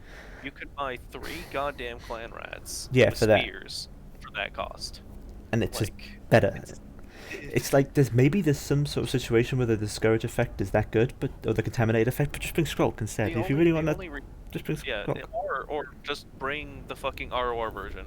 There's your other option. Yeah, I mean the ROR version is the fact that it has it gives immune psychology. Yeah, it applies immune psychology to everything around it. Which makes this unit really good for like a box formation. And also has 82 leadership, so it actually will stay into a fight. Plus defending. Gives it immune psychology. Yeah, it's just, it's really good. It's also, you can use it as like a bodyguard unit as well, which will give all your lords and heroes immune to psychology so they can't get terror routed easily. Yeah, definitely worth being careful with them though, because again, 10 armor. Watch out. Yeah, 10 armor and only 15 physical resist. Yeah, definitely a problem there, but another situation where the base unit terrible. But ROR decent. Because they used to be pretty good, but again, the meta, the game has shifted and has buffed missiles to a point where bringing anything unarmored, that It's a doesn't terrible have a idea. shield, it's awful. Not to will mention always that, lose. like, the whole meta Skaven play these days is nuke your own front line, and you don't usually want to be nuking your own plague monks against sensitive areas. Yeah. You don't want to be Like, cashing out on really expensive infantry because you're going to be And nuking it half the the time. other problem is they only have 31 melee attack. It's so bad. Yeah, that's really bad. And they don't have, like, if there were 120 models, fine, that would work. They have 25 melee defense. They're gonna die. Hmm. But with 90 models, they can't even stand up to anything anymore. No. And like they at least have 72 leadership. Oh wow. Oh wow, 72. Which, I mean, they get the frenzy as well, which means that they don't have the leadership problem as the Stormvermin do, but then they have even worse missile troubles. Yeah, they Also, missile get stomped by trouble. cavalry again. Yeah, they just get run over. Yeah, get completely trampled. You have to protect them with like clan rats or something on the sides. Or Yeah, they'll which just you'd die. much rather spend on the missile section of your army. Yeah, you might as well just buy a Ratling gun. That's cheaper and can Better. more value. Now, Stormvermin Stormvermin- was Sword and Shield. These are They're actually good. They're actually Yeah, they're decent. Because they have shields. Again, and they- a high they- model count. Yeah, they actually work pretty well as like a mix in with your front line. Like maybe you have some Yeah. Skaven slaves with these, or maybe you have some clan rat and like Yeah. alternating between clan rat and this maybe. Yeah, but- or if you just have your big front line of like clan rats and slaves, and then you have them back as your like center. Yeah, your uh, centering to thing. keep the army cohesive. Yeah, but again, it does uh, run into that problem of that Skaven really like killing their own infantry. Like, Yeah. really like killing their own infantry, and you don't want On to the be blowing bright up your side- big expensive Stormvermin unit. On the bright side, 120 models though. It's one of the few Yeah. heavy infantry units that has a lot of models. Yeah, and that's just- they yeah. They actually have decent stats. Yeah, They can- really good. They'll wreck pretty much like any elf front line I could think of. They'll destroy pretty much. I know that I've tried a couple of builds where I would just bring a front line of Stormvermin, but a shitload of gutter runners as well Hmm. to act as like the Stormvermin are just the anchor that I can work around. And also, surprisingly, even though they're not anti-large, because of just the armor and the sheer amount of models, they don't get run over by cavalry quite as badly. Yeah, they get hit. Yeah, they Yeah. take a bunch of damage, But they're not going to get they squashed like the can- like plague monks would. Yeah, or if they get a charge in, they'll usually completely envelop a unit because how big their model. Yeah, they'll just get sucked into the void of Stormvermin. And finally the ROR. Oh yeah, the of, ROR. We've got to cover the these. deaths. What is their ability again? I don't remember. They have an extra 10 melee defense and 10% physical resistance while they're not Okay, wavering. that's not bad. That's not bad. That's pretty good. Again, I Yeah, mean, that's it's really 40% good. That's physical really good. resistance, but That's 40% physical that resistance. is pretty good That's- physical resistance. Yeah, that's really good. I always used to just bring these guys just the one-off unit because they always seem to get their value every Yeah, time. they do. And now If I you know get them why. into those juicy situations that they really want to be in, they do very well. The only downside is if they have artillery, they will destroy the unit. But Yeah, but obviously you can't missiles, see them because of not the so whole much because stalk. of the 40. Yeah. But again, like cheap spell as well. Like Burning Head, oh my god, it's gone. The unit's gone. The Yeah. entire unit's gone. You want Awakening Yeah. of the Woods, unit's gone. Granted, Some sort of breath the spell, only- unit's gone. The bright side is that the unit models are so low that It's kinda hard to get that ideal especially- situation. especially- Yeah, an ideal burning head. Yeah. They don't have AP compared to halberds or shields. Yeah, but even against armored units, you can solve that by just having them hold them still and then drop a warp lightning. Because the thing is, if one of your warp lightning bolts hits a random like bunch of your Skaven, or even two of them hit your Stormvermin, you still have 120 models over your opponent. Yes, no, some of those Sword and Shield do lack the AP, Or- but you don't need it as often because not many people are bringing Yeah, like big or- AP infantry against the Skaven these days. Yeah, because they expect a lot of slaves and stuff. Like, Stormvermin are always a good surprise pick, surprise bring, because especially if you bring a whole bunch of them, you bring like 4 units of Stormvermin, and maybe instead of blowing up your front line, you can just, hold Fight, it. yeah, hold it for once. Yeah, do something different like Yeah. that. Maybe mix in Rat Ogres to smash through anything with armor, because you can mix Stormvermin and Rat Ogres really well, because they kind of support each other. Stormvermins take hits really well and have a lot of models to protect the Rat Ogres. Rat Ogres have armor piercing. That's yeah. But yeah, Vitrigan's Death Squad, hit or miss. You either do really well with them or they get nuked by a single spell. So just even those situations where like, well, I'd say against factions that can't bring those like spells, but the factions that can't bring those spells are like the undead, and you don't usually want to bring those against the undead because they'll just run because they don't have immunity to psychology in any regard. Yeah, unless you bring the... Well, actually, against the counts, you could bring the guys with the sensor barrier ROR. Yeah, there's that, but the Rebel Death Squad Rouse. probably won't do an awful lot. If, Also, it's hard to keep if you- those with the Death Squad because of the speed difference, and Yeah, also they're more of a but- flanking unit. Well, now. granted, you'd want to put the Death Squad with the frontline units. Yeah, like, you'd wanna so mix they're- them in. So because But I think, usually you tell them to attack through one of your own units, so they're all very dispersed. Yeah, the thing you do as vampire counts, spoiler alert, is you bring 2 White Kings with Scamp Wraiths because of how well they work against Plague Pack and Vitzquin's Death Squads Yeah. like that. Obviously, vampire counts don't have any spells that are sort of that low damage, non-AP unit sort of thing. Yeah. Well, I guess the big juicy center of the Yeah. Skaven. Well, it's a juicy Stuff centre, is but cool. first we need to get over the slings and stuff. So, Skaven Yeah. Slave Slings. They're fine damage for 200 gold. Like Yeah. if you really want, like if you're expecting a mass skirmish army from the Wood Elves, and you just wanted to flip the bird to them, you Yeah. bring 4 units of these, and you can kill all of his fancy, expensive-ass archers with a bunch of dipshits With just with slings rocks. with pebbles that they're throwing at people. Just whipping rocks, trained for hundreds of years to be the best archer ever. Get killed by a rat stone. with a rock. What a way to go. What a way to go.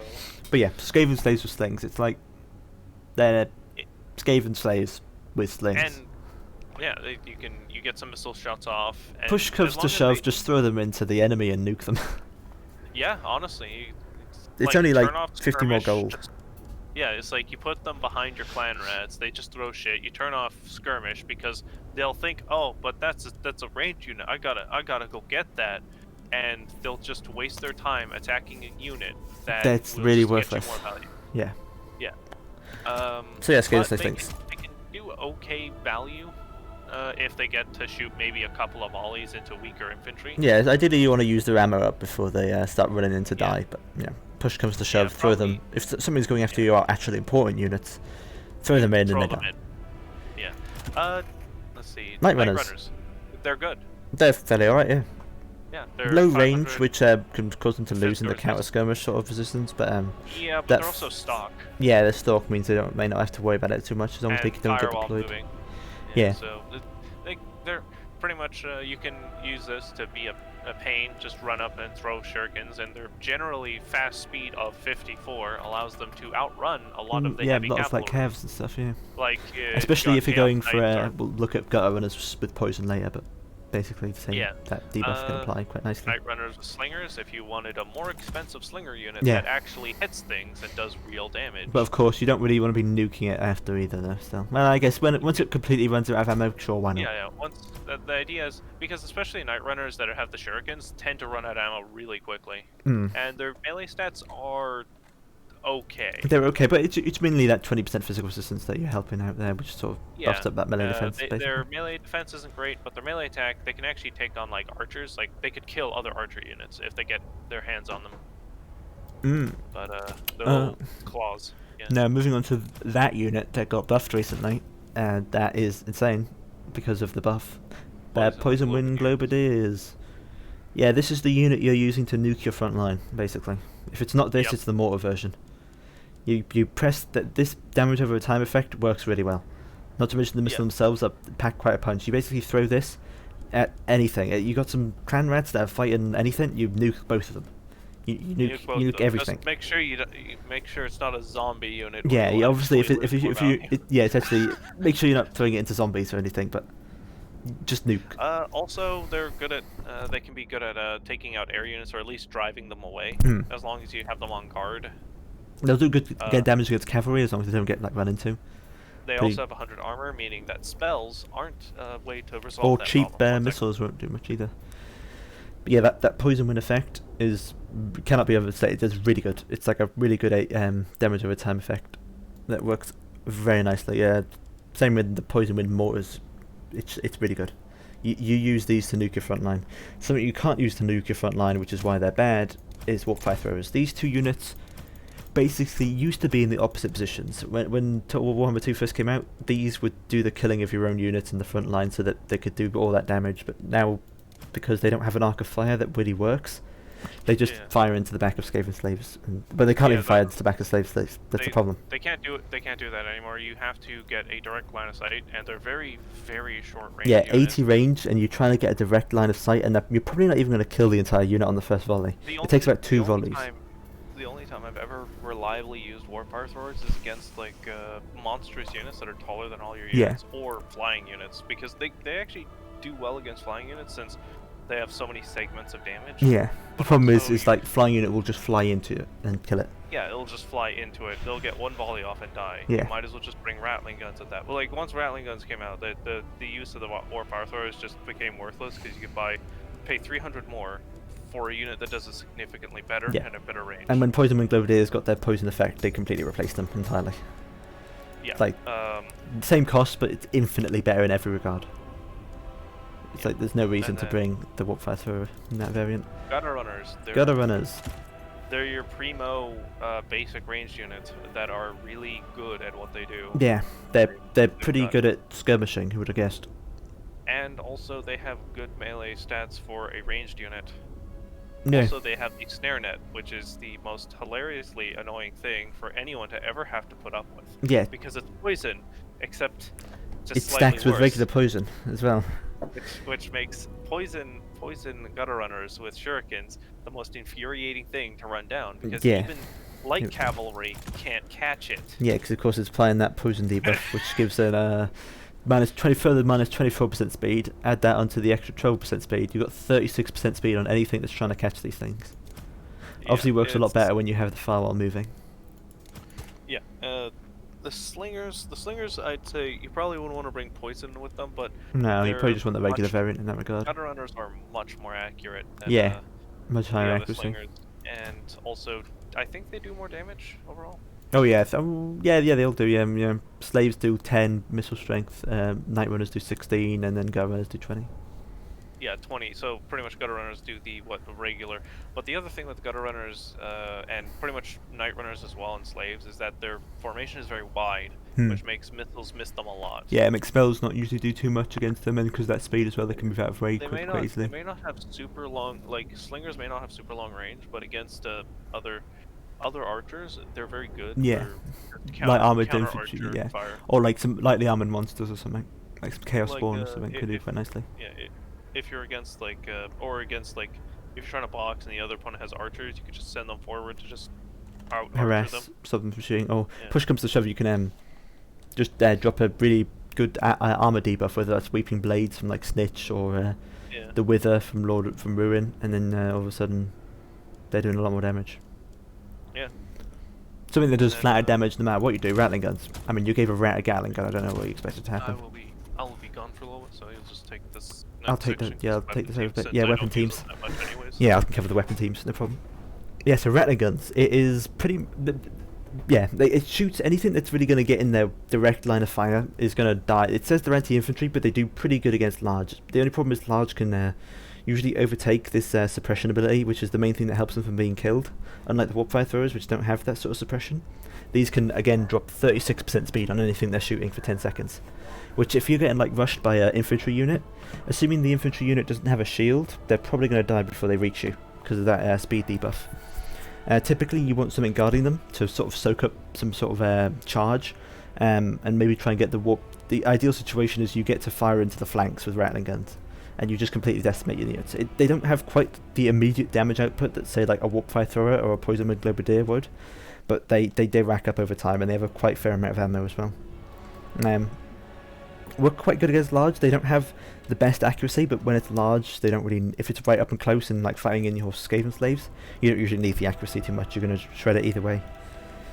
Jezzails are if you want accuracy, it's the they have the much. Oh yeah, it should also be noted that the rattling gun range is pretty good. 145 is pretty good for it, especially when you're applying that speed debuff from that far away. It works out pretty well. Of course, don't get them caught in melee. They're going to die in melee. That's more obvious than you might expect. Jezzails, it's your typical sort of. Well, actually, I wouldn't even say typical because they're the best in the field of deck gunners. That sort of medium-ranged artillery that come with quite powerful rifles. It only says 36 missile strength, but bear in mind there's 24 models, and you're dealing that damage from a range of 275. That damage definitely is going to rack up. You're going to get quite a fair bit of damage done before your enemy reaches your front line. And the shield breaker means that even against shielded like infantry, it's going to do pretty well. Of course, silver shields will be dropped down to bronze shields, and bronze shields will be dropped down to no shield, so ideally you're firing these at really expensive like bronze shielded elite infantry. But it does really good against large entities as well. The RRR version has Stalk and Snipe as well, and as well as just better stats overall. It is also important to note that both the Jezzail variants do really good against artillery. Of course, the Natty Bubos do more because they have Snipe and Stalk, so that means the artillery won't be able to fire back. But they kill artillery crew rather quickly. So as long as you've got a good line of fire, you're probably going to be able to kill all of that enemy artillery before you have to worry about it. Although you will have to move into range, so depending on how the map works out, you might need to move into range. The RRR Rattling Gunners, the Teeth Breakers, they come with Concealment Bombs, which is their main thing, is that you can keep them hidden. The problem is they don't just straight out have Stalk, so at the start of the game people are going to be able to see them. So maybe try and move them into a corner of your formation, drop the Concealment Bombs, because they last 67 seconds, and that's usually about the time it takes for your enemy to reach your front line. So drop the Concealment Bombs, and then move them into the position that you want them to be in. And they can really be a surprise Rattling Gun unit that applies that suppression debuff again, which is the star of the weapon team that is the Rattling Gun. I'm just going to get a drink, I'll be back in a moment.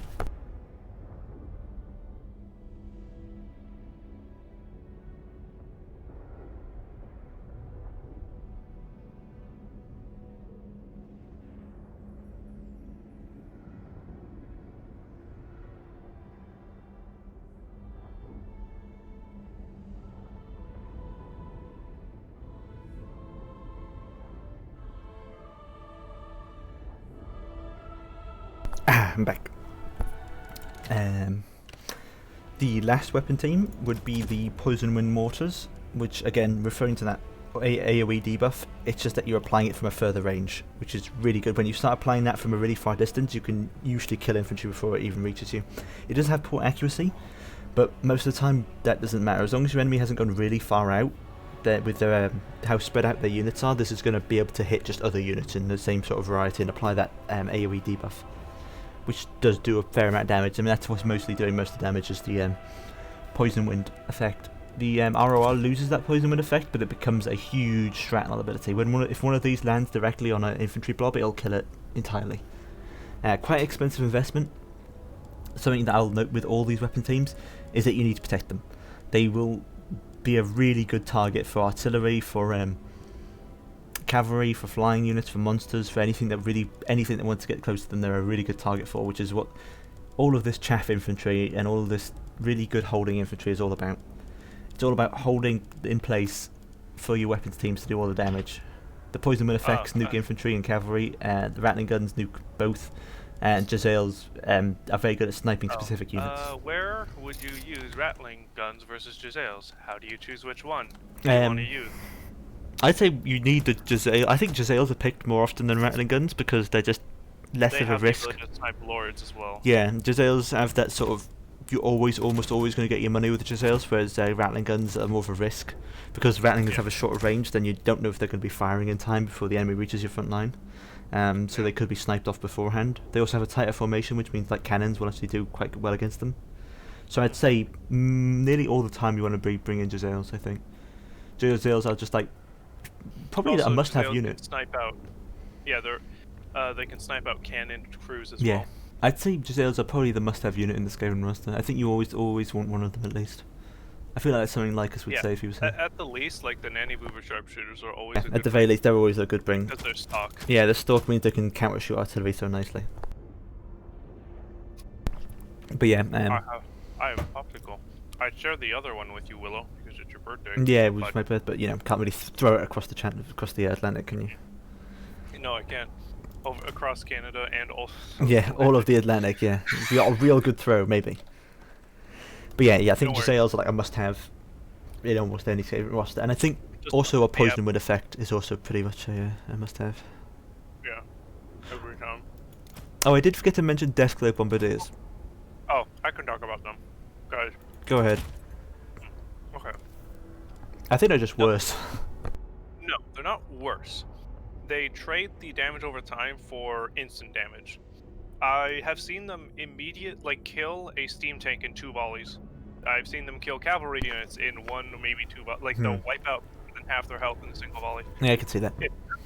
If bombardiers get a chance to throw a single volley at a single unit, it will completely wipe it out in 1 shot. I think I have one Skaven replay somewhere where I think it was one of the replays, and they tried to horde rush with a bunch of units, and I had just 1 Deathglow Bombardier, and he ended up getting 4,500 value by just wiping out unit after unit of men-at-arms. Yeah, it's got that huge burst damage potential.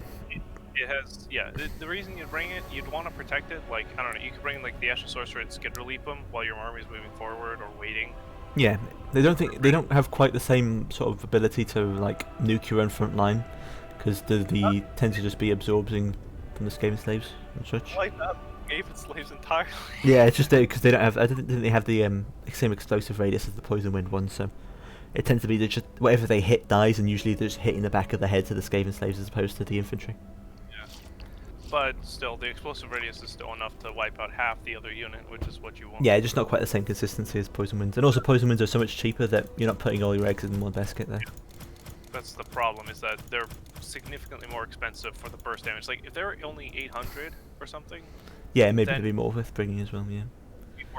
Might be worth bringing, because you could just bring Giselles and do effectively the same things, sort of. Because also Deathwind Bombardiers are really good against monsters as well. Yeah, because of that huge damage output they have. If they hit a monster, they're just going to melt it real quick.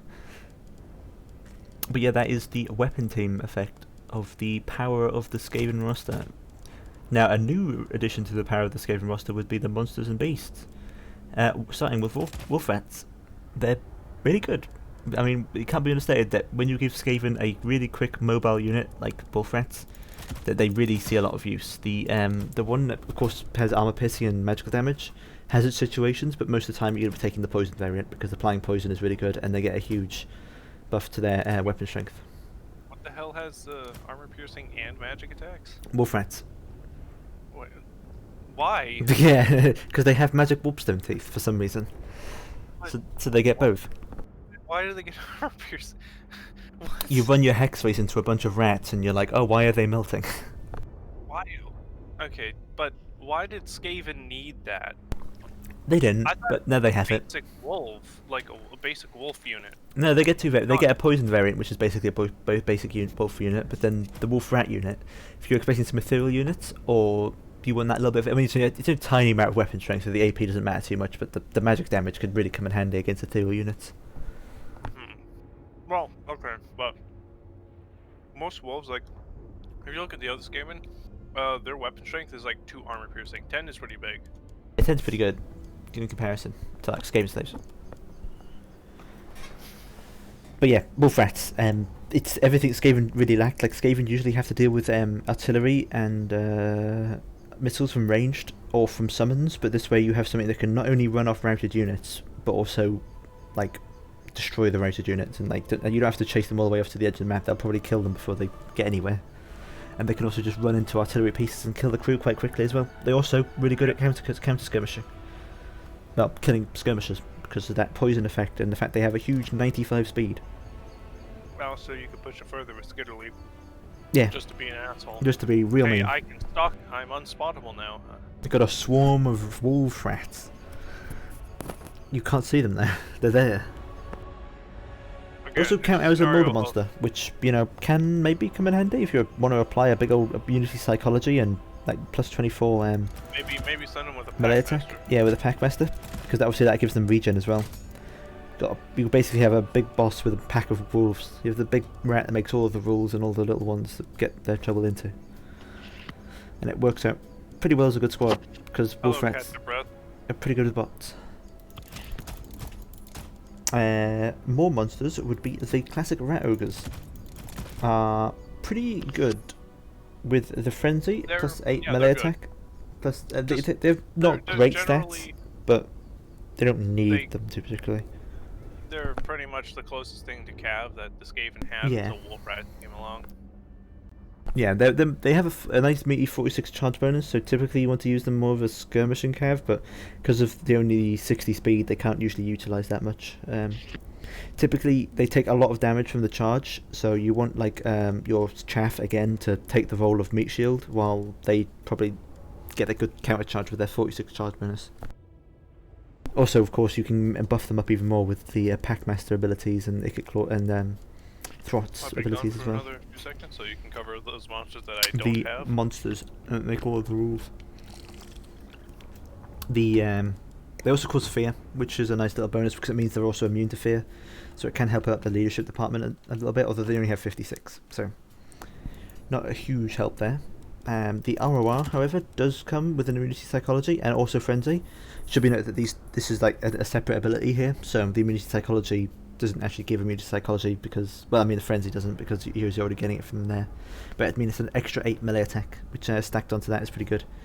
Also comes with the Berserk ability from Norskuns, because they're like Norskan brained units, which means they have a ever increasing buff, starting off with just 22% physical resistance, but then making it its way all the way up to 13 extra melee attack, which makes them less of a shock cavalry unit and more of a staying melee unit, which should be a very notable change with how you usually use rat ogres compared to how you use the pit fighters. Obviously a huge help to their leadership thanks to the frenzy and immunity psychology. So yeah, again, much more use these as more of a holding unit, and the regular rat ogres more of a shock cavalry that you move around a lot more. Not usually keeping these in engagements, but you really want to keep the pit fighters in melee a lot more. Because they have rage. Yeah, rage. They're angry. The Brood Horror is something that just really slippery. It's gonna move all around the place. It used to be. Used to be. It did get nerfed, so it hasn't. They nerfed it seen from as good. being the size of a goddamn, having the mass of a Dreadsaurian down to, you know, a actual cavalry unit. Yeah, more like a bus at this point. Yeah. A small bus, but a bus nonetheless.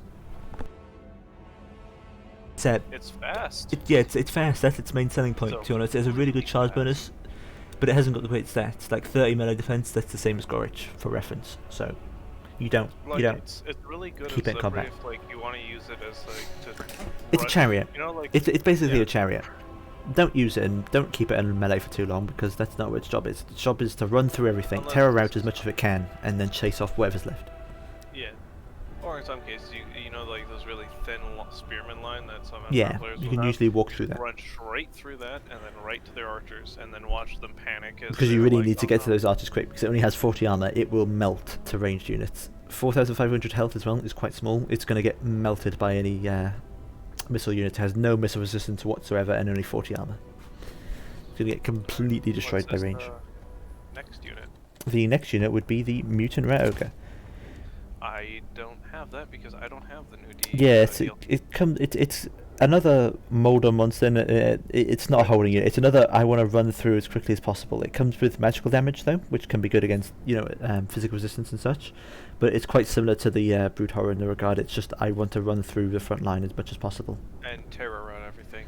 It Yeah. also has yeah. It is just a smaller About version of 4,000 Gorrich, more or less. Yeah. But again, you really want to pair these things like the Brood Horror, Mutant Rat Ogre. If you bring in those, you want to pair them with Throt, I think, most all the time. And also probably Mutant Rat Ogre, pair it with like Hellfighters or like Rat Ogres in general. Yeah, Rat Ogres and stuff, just a big like running through squad. You can get some pretty good melee attack on this guy. They actually cause terror, unlike the Rat Ogres who Yeah. cause fear. So, yeah, which also means they're immune to terror as well, which can be quite helpful when playing a Skaven to have things immune to terror. And their melee defense is not trash. Yeah, 38 is okay. But they're like smaller. That's actually like Storm Vermin levels of good. Yeah, but when you're on a single entity, it sort of scales a bit differently, unfortunately. It scales a bit differently because you get stabbed in the ass, but if you got like other Rat Ogres watching his back, he's fine. The Morskatar's Hellion is from my here, a pretty good unit, actually. It's taking the power of the Mutant Rat Ogre, and then you're also giving it a fairly... it doesn't do a huge amount of damage, but it does a good amount of damage. Warp Discharge. I think it recharges as long as they're in melee, and then it's an ability. I don't know if you actually. It's not an activate ability. It just triggers on its own, and it just does good damage to everything around it. So it's like the better version of the Chain Lightning the Summoners of Rage get. Yeah, but it just activates on themselves. I think. I don't think, and it's constant. It's like not got one charge. Also, that's a lot of stats they have. Like you could just bring this instead of a regular mutant rat ogre, toss it with some rat ogres, and just tear through. Yeah, this is probably just better in regard to the mutant rat ogre. It also comes with it gets zaps on its melee swings. So if you get this after a caster, it's just not gonna be able to cast, or a lord, or anything with an ability. Anything with an ability will just want to die. Because most of the time you're going to be swinging more than once per 5 seconds, so you're going to be able to maintain an ability recharge on them as long as you stay in melee. And also, if you're in melee with them, you're probably going to kill them because he's got really good stats. AP, high melee attack, plus the frenzy makes it even higher as well. Like 72 melee attack, 70. 60 charge bonus means you're basically guaranteed to hit on the charge. Yeah. Just Pretty strong unit. But again, if you bring in this, bring Throt. Because he doesn't have healing, he doesn't have regeneration, so you really want to bring Throt with him. If you ever even touch him. The classic Hell Pit. Hell Pit Abomination. If you want it to be funny, and use Skitter Leap on it so you can waddle up to their front line. Yeah, and be invisible surprised. Hell Pit Abomination. Yeah. But yeah, it's a big old anti-large monster basically. It's slower It's than like a the Shaggoth, Carnosaur for the rats. but more health than a Shaggoth. So Yeah. it's It's actually almost got enough health. It's got almost enough health of as a giant. Yeah, but it's got a lot of actually health. has some armor. Yeah, 50 armor, and it has its 15% missile resistance as well, which means it doesn't get completely deleted by missiles, but you still don't want it to be like running into missiles anytime soon. Yeah. Its main purpose is to take out those like big single entities that usually run through Skaven lines. But they can be good at breaking up infantry formations too. Yeah, because of that terror cause and they they. very terror causing, and also has a big wide attack arc too. Yeah, they also have the classic Phoenix ability, where they basically have a 50% chance of regaining nearly all of their hit points or dying instantly when they hit 10% HP. Which, you know, it can be really bad, because when you hit 10% HP, there's no guarantee that it's going to be like running away at that point, because it's got 90 leadership, so it could still be fighting and then it just dies. But when it dies, it does summon a clan rat with Skaven Slave Spears, which, it's something, but it's not going to mean much. You're more sad about losing the huge monster than you are. Not like gaining some Skaven Slaves is going to help you too much. Yeah, it's like what's it? After your local store is unable to stock Oreos, you gotta settle for Hydrox. I'm gonna settle for some real budget ones. Some like Poundland stuff. Yeah, it's still there. It's still cookies. Yeah, it's something, but it's like you'd be happier with just the old ones. Thank you. But yeah, what's the ROR version? The ROR version is pretty bad from what I hear. It's really expensive. It's 450 gold, Poison. but its special thing is it gets poison and also gets this activatable ability where it only really gives it small weapon strength. It gives it 24 extra melee attack, but it sends it into rampage, which is not great. It already has a melee attack of 52. Yeah, and it's against large. It's like how much bonus? 17 bonus versus large. It doesn't really need anymore against what it's targeted for. Yeah, that's kind of redundant. It's like, and it's 450 extra gold. You'd be better off just bringing the regular Hell Pit in that situation. It's just a lot more involved. Like, you can get a whole unit of clan rats and Skaven Slave Spears. The little icon picture looks like it has armor placed on it. It's like, why not just give it more armor? Yeah, more armor, that'd be good. Or like some more missile resistance, but maybe it has missile. No, it doesn't have any extra missile resistance. No, it doesn't, because that would imply that it was good. Yeah, it's not good. Don't bring this. It has 100 leadership, which is nice, but again, it's going to die at 10% HP. It's got 50% chance of dying at 10% HP, so. Yeah. The leadership ain't going to help much if it just explodes into Skaven Slaves. Exactly. But let's move on to the final tab. The artillery. Plague Claw Catapults. Surprisingly good at just about everything. Very, very good. The only things they aren't going to be killing is like cavalry and big monsters. But artillery, they do surprisingly good trade against, as long as they don't get outranged. The thing with Plague Claw Catapults is that they don't kill the artillery piece, they simply kill the crew around it very, very efficiently. Especially with that contaminated debuff, that makes them run even quicker, because typically artillery crews have quite low leadership.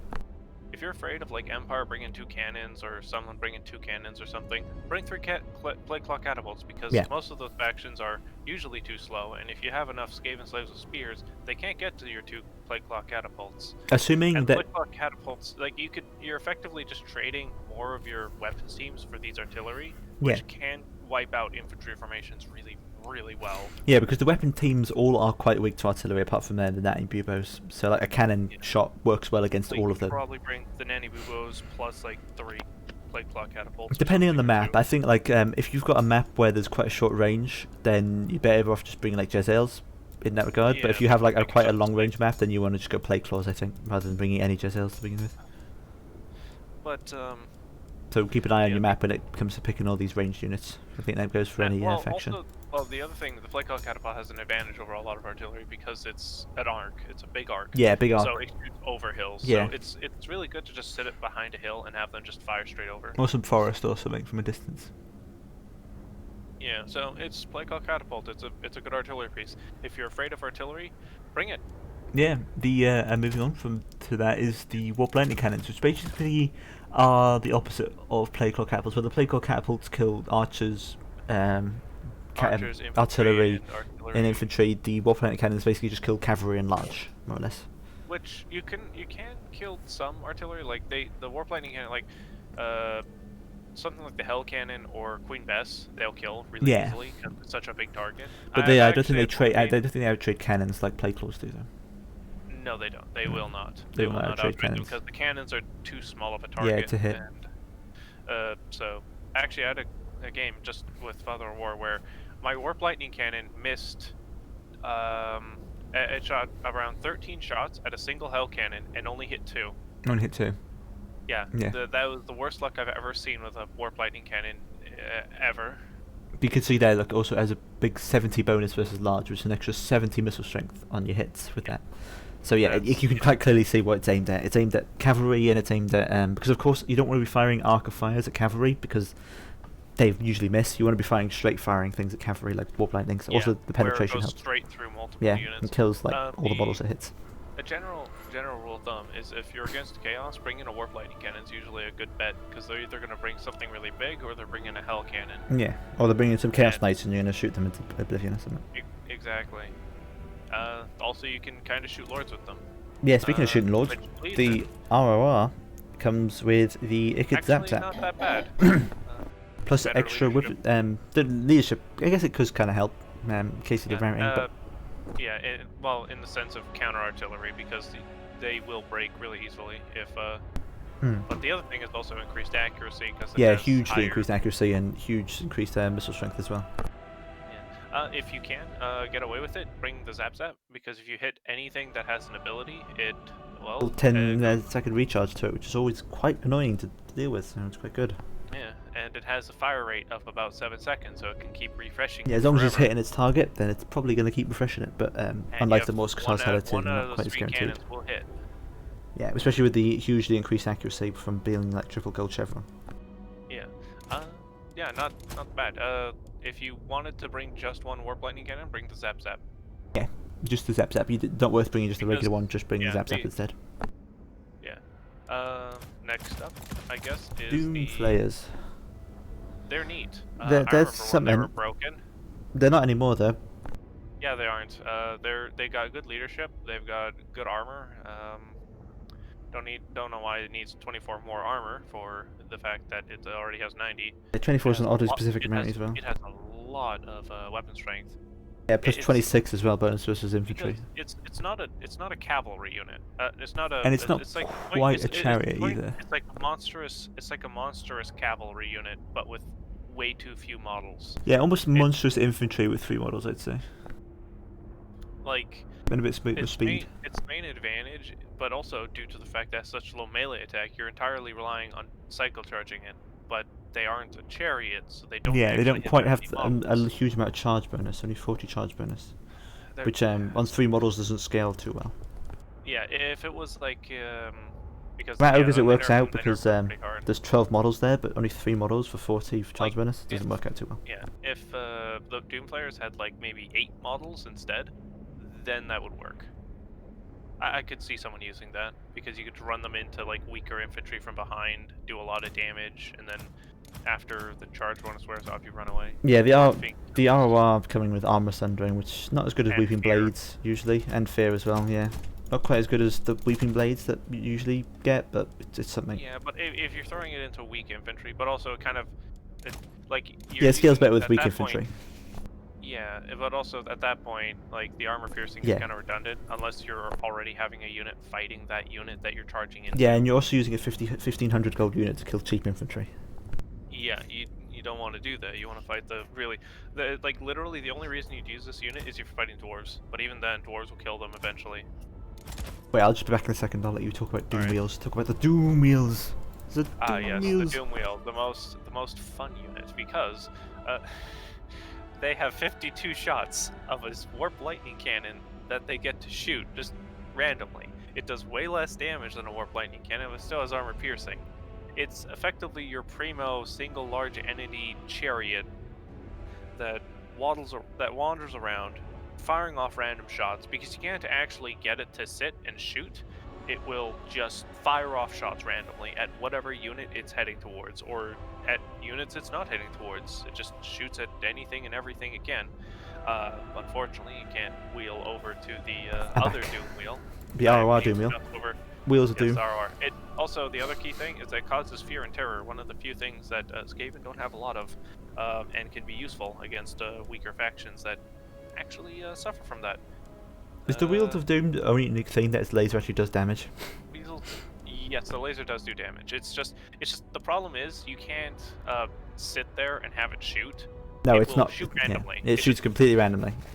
It shoots completely randomly at whatever the hell it feels like. Yeah. And it does good damage, and it's a good chariot unit that can just, because it does 270 damage just running in. Just imagine you're effectively wiping out whatever unit you run into with that amount of damage. It's a chariot unit. It's like taking all. It's like a Megazorg fucking chariot. Must mention 30 like bonus versus infantry as well. Yeah, and a bonus versus infantry, and has good melee stats, which is kind of important. Yeah. One thing that you tend to notice about everything in the Skaven roster is it's really good against infantry, but really bad against cavalry, which is one of the reasons why Skaven hard counter dwarfs in every regard. Yeah, and also the fact that if you can bring a massive front of heavy cavalry, Skaven are going to have a hard time, especially if they decide, hey, I'm just going to bring a bunch of Skaven slaves, guys, and then watch their entire front line evaporate before a bunch of lances and shot cav. Which again is also why you nearly always see Jezzails and Mortars, because they do really good damage to cavalry. Yeah. It's also why you always see the box formation usually is Skaven. But also one of the key things is that they can only fire as long as you can, not get caught, which in some cases, especially if you're bringing like massed cavalry, like you bring like 5 units of Empire Knights to just run down the Skaven slave front line, they'll fire maybe 2 volleys before you get to them, and that'll pretty much win you the battle, because you can get the rest of your army up at that point. Yeah. Because they have a lot of armor, they have a lot of ways of defending themselves. We shall now move on to a main faction of mine, one of my personal specialties, the Vampire Counts. Haven Corral. Master Necromancer, don't bring him. Helman Ghost. Shit. Helman Ghost, he used to be terrible, but now these days he's still terrible, but he is unique in the fact that you can get a really cheap Mortars engine, because on his cart, he is a Mortars engine. He comes with the Mortars engine effect, which causes him to deal damage to all enemies around him. He also provides a healing, and he also provides +5 melee attack and melee defense. So for 650 gold, that's pretty good. You can also bring some spells on him, like summon. Yeah, he comes with his Graveguard summon, which is that Graveguards are usually more of a holding unit as opposed to a damage dealer unit. They're a bit of both, to be honest. But it's an interesting summon. If it's basic Graveguard, they have anti-infantry. So so they do good against archers and stuff. Yeah. And it's only 12 winds of magic, so it's a pretty solid summon. Or if you got like spears coming after you, can summon the Graveguard. Graveguard will they'll chew through them quite nicely. Yeah, I wouldn't say like. Also, if you throw this on, that's 6 HP per second as well. That's a really good AoE effect for 726 gold. Natural regeneration, remember? Yeah, he's also a fairly small target compared to a Mortars engine, so he's kind of hard to shoot in that regard. He also comes with a 15% missile resistance. So he used to be a meme because it was way more expensive, but now he's pretty good for his price. Because he's actually cost efficient. But plot twist. All the Vampire Count Lords are good, apart from this one. Yeah. This one isn't good. Don't bring this one. I'm not even going to talk about him because he's not good. Don't bring him. Even Krell would be you impressed bring with him this, on though. the dragon. No, even Krell would be impressed with this one. It's Heinrich Kemmler. You can summon Krell. Krell. The problem with Krell is that he is a damage dealer and he's really good at killing like single entities. I think is his specialty, but he's quite Most slow. single entities will run away. Yeah, and usually things just run away from Krell, and Krell isn't really impressed with that. So it doesn't work out hugely. But if you get him in as right, it's a summon. It's nice. It's definitely something to maybe defend Kemmler with. Like if Kemmler gets stuck in by a goon squad, if you summon Krell up on top, it can helpful. But another thing to defend Kemmler from is his Cloak of Mist and Shadows, which 75% physical resistance is huge. It also imbues magical damage. That doesn't mean much there. To be honest, he's not like he's a melee lord in any regard. Yeah, Strider though is also important. Quite helpful, yeah. It makes him real slippery and really hard to kill by goon squad. Because Strider means that he doesn't get any contact problems with other units. No, or trees. He will literally slip through an entire army. Yeah, real nicely, which works out very well. Yeah. The only downside with that is that it's only physical resist, meaning magic damage lords can still kill him. Yeah, which can catch you off guard sometimes. Yeah, you got to be careful of which lord you're up against and if they have magic damage. And if you want to just Chaos Tomb Blade, also very good. It's again 8 regen to everything around him, and also +5 melee attack as long as he's in melee. Again, he doesn't really want to be in melee, but if he's popping his ability, it's not like he's going to take any damage anyway. So you can quite easily throw him into your big blob and just a quite consistent thing with vampire counts. You blob up usually, you give your huge buffs from your lords or from your mortis engines or from your corpse cards, and all of a sudden your skeletons are tearing through everything like bar. Yeah. And nothing can kill them because they keep regenerating so quickly. It's just, the main thing is that you want to keep your lord or your other like very valuable units that are gonna buff everything alive. If you don't, they're gonna your lord is the centerpiece of your vampire count army, more so than any other army. If you lose him, because he's also always your caster as well, so if you lose your lord, you've basically lost the game. But that's why they're also OP. Yeah, there is no hero caster for the vampire. But there is, but you don't really bring them ever. But there's no vampire lore caster. Oh, there's a necromancer. Yeah, we don't talk about them. We don't talk about them. The Strigoi Ghoul King.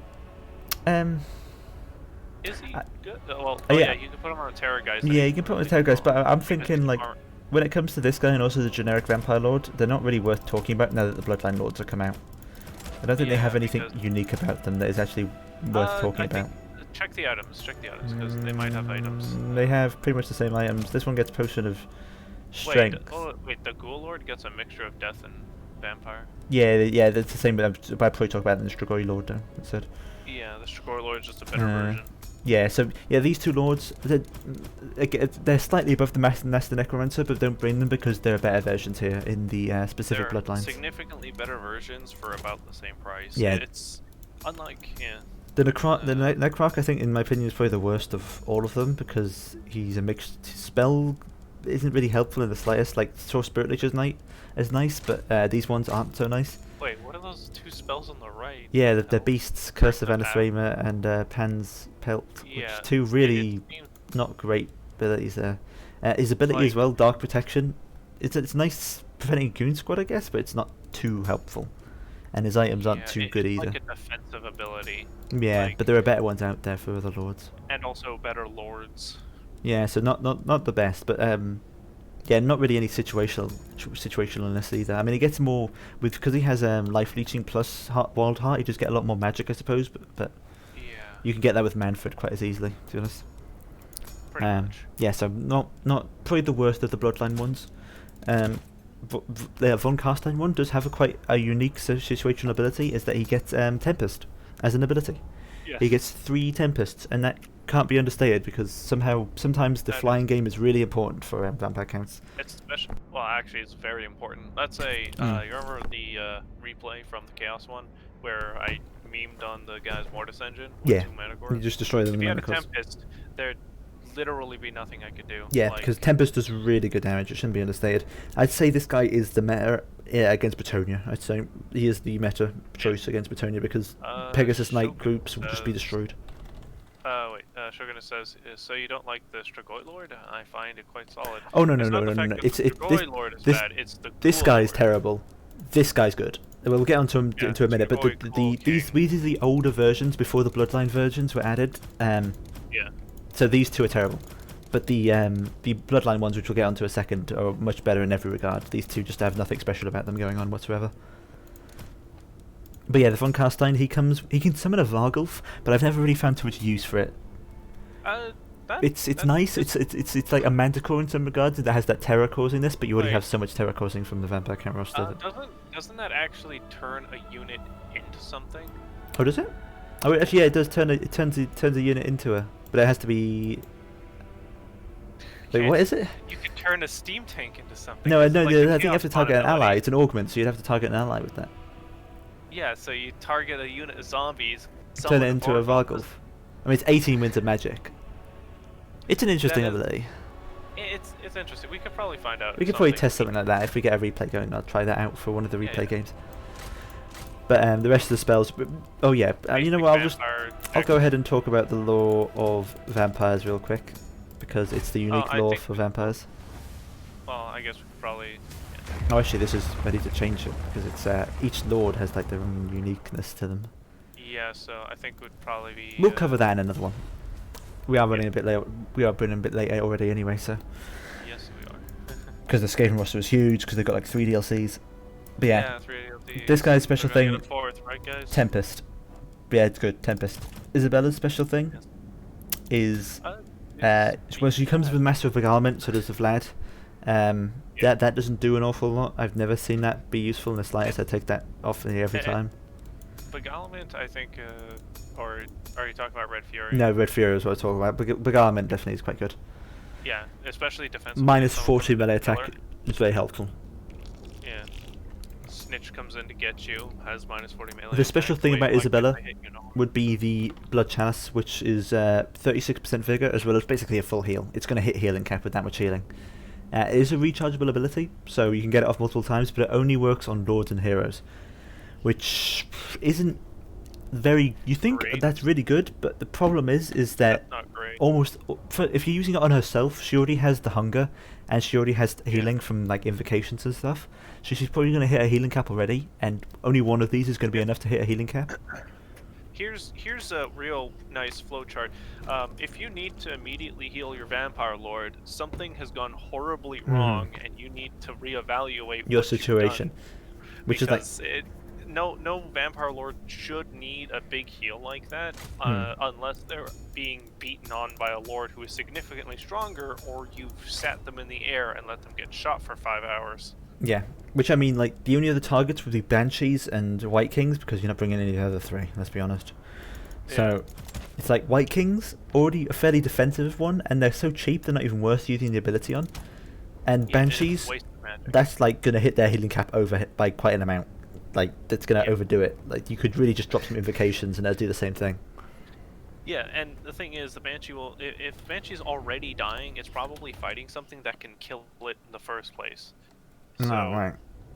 Like, if it's already lost half its health and it's like, oh man, I've got to heal this, it's probably fighting something that can kill it, because most infantry have trouble most factions have trouble killing Banshees because they're a single small target that's ethereal. Yeah.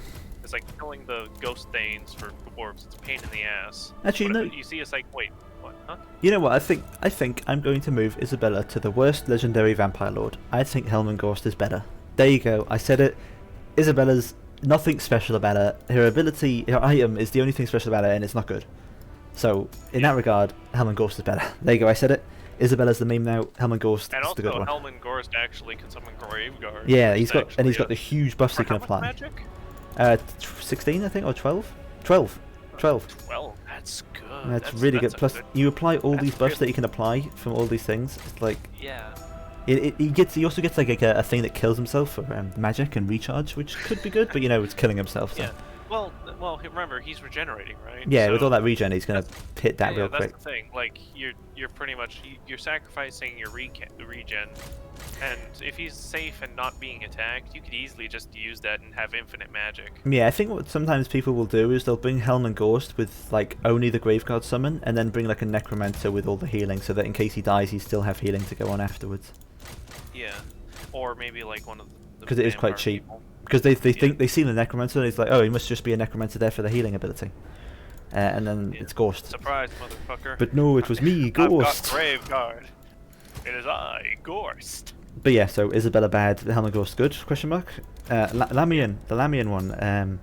She's kind of like if I remember correctly, basically she's okay. yeah, she's okay. She's basically the one. The special thing is that she's pretty good against elves because she has two abilities that And prevent her has from getting shadows. sniped, and she has pendulum. So that makes her good against elves. And also has summon as a has Mind the Razor, connect, and Enfeebling also Foe. It's that's just like looking at that. That's just a good spell line. Yeah, also has Scepter stability. I always noted this one because she's quite good against elves because she has so many ways of stopping herself from getting sniped, and also has pendulum. So I think against all the elf ones, I'd say Lamian is probably the best. Against Wood Elves, well, yeah, probably against Wood Elves. Yeah, because a lot of them use magic arrows. Remember? Yeah, I'd say Wood Elves pretty much should be the Lamian one. It should have been noted quickly for mounts. Pretty much all of the Vampire Lords have the same mount selection. It's usually it's between the Hellsteed and the Zombie Dragon. You sometimes put them on a horse. You don't ever put them on foot unless it's Vlad because he can only go on foot. Yeah. Never put your Because Vampire Lord on Vlad's foot too Chad. ever. I don't think there's any situation you want to put them on foot except for Vlad. Yeah. Because they don't do too well on foot. Yeah, and you are want to be easily mobile. targeted. You need him to get to those pieces of your army that need healing and buffing as quickly as possible. So Or in some cases to run away and survive. yeah, and live to Remember, fight another day. Oh, regenerate. unlive to fight another day. Yeah. Also, Crown of that- Command, which because doesn't work too well. I think it works nicely on Vargals because of how low their leadership is, and Unbreakable, Terrorgeist as well, because they have like 40 leadership. So Yeah, but, I guess so. it's And- it's very Yeah, like why would you need an unbreakable item other than to stop disintegration? Yeah, which is It's like why Which you've already is lost at that point, haven't you? great. Yeah, again, it's a scenario with like needing to heal your Vampire Lord. Yeah, with for some 2,000 reason. Health. Something has gone horribly wrong, and you've made a series of bad choices. You'd never plan for failure. Yeah, don't plan for that. Especially for that level of failure. Like, okay, you plan for failure, but not for that much failure. No, not for that much. Moving on to the Red Duke, his main thing is that he comes with a really nice assassin ability. El Thief, minus 40 melee defense, minus 22% physical resistance, minus 48 speed. That's a really good assassin ability. People will underestimate the Red Duke and how much damage Yeah. he can pour out. Yeah, on El a single Thief can dude, really pull the hurt on people really nicely. especially with 70 melee attack. He's got as much melee attack as Archaon. Yeah, just Really and then when you throw in that on as well, it's like huge damage. Maybe, and of course, one thing to note is I'm pretty sure Lore of Vampires is the most OP lore in the game. So that's another reason Yes, why, because because it comes with because guess what, they get to summons heal and mobs. healing and buffs, and the rest. And a wave spell that is one Insanely of the strongest. expensive. And also, it's very well. I think if I remember correctly, the reason it's expensive is because one, it has no audio cues No. to know that it's being cast, and two, it casts really fast. This casts pretty fast, but really expensive. It's expensive, but if you've got that, If you've got that perfect situation that you want it, but again, it's like if you bring it in the first place, that's already 181 gold investment. line, yeah, I could bring a unit of zombies for that. I could bring a unit of skeletons for that But cost. oh no, what's this? We're in OP territory. Watch out, guys. We're in the top 4, and it turns out the 4 most expensive lords are the 4 most OP lords Yes, because they're insane. Vampire, Starting with the Blood Dragon Lord. Vampire Oh my god, that ability's yeah. insane. It's got Sunder armor, and he does extra 50% extra damage, assuming he's on a armor-piercing mount like a dragon. Like because a big-ass it- dragon, he's gonna land. And charge bonus as well. Kill everything. This is an extra 11% and 8 leadership. That's insane. He also gets his It is healing. like- Oh, it but is like wait. overwhelming charge, Also but has better. Helm of Discord, which applies Enfeebling Foe to everything in an area. So yeah, that's so insane. Balance. This guy Balance is all things is should a be. complete wrecking ball. He can just fly overhead if he really needs to, and just apply Helm of Discord to a box because, Yeah. spoiler alert, vampire counts are usually countered by a box formation. They expect to see Yeah. that because that's usually how you count. That's why the Mortars engine exists. It's why this Yeah, ability unless, exists. Unless you're a madman like me and just says, bring it, and just run straight Just at run them. towards them, counter rush, yeah. Because Yeah. vampire count always have to go rush, because they have Yeah. no real way of dealing with a big box or artillery. Oh wait, let's see. Shogun is saying that, wait. Sorry, I missed some of the things he said. Vargolf summon is just a summon, no unit transformation. I've seen a lord on a horse often. Are you afraid of enemy air superiority? Can you talk a bit about how each lord is basically the same stats on the dragon? So how to choose which lord should be on the dragon and which one should be on the Hellsteed? For the lords on a horse, typically it's like you're pairing them with your cavalry a lot more. Even the health steeds are so quick that you don't even need to worry about air superiority usually. I don't think there's many things that'll catch a health steed.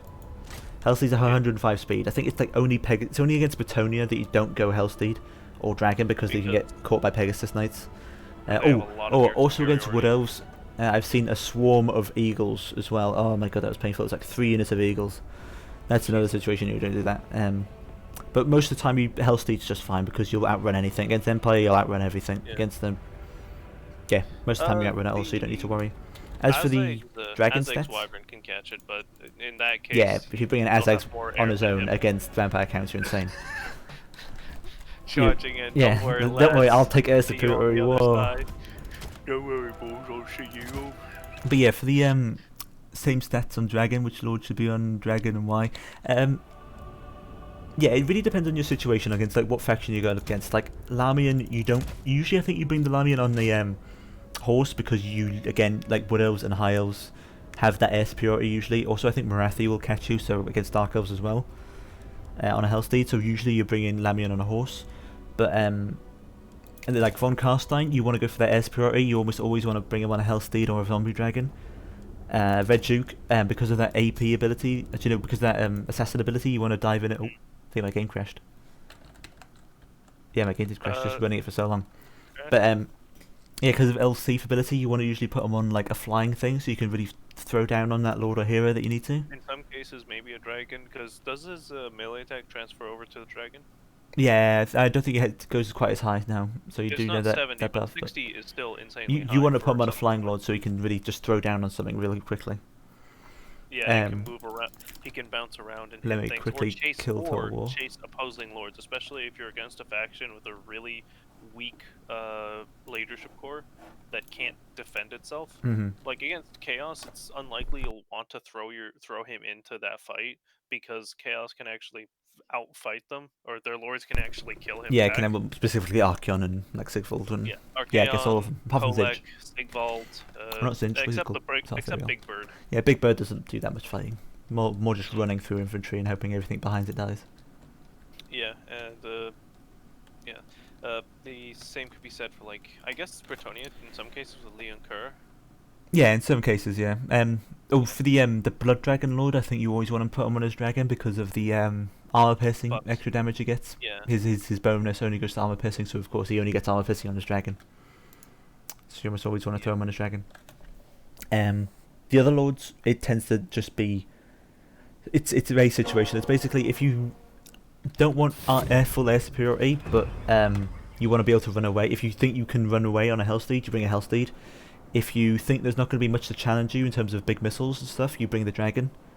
Or if it's good for your AP in some variety with the red Blood Dragon Lord, then you bring the dragon. But otherwise, if you're really worried about both the air superiority and missiles, then you go horse. Yeah.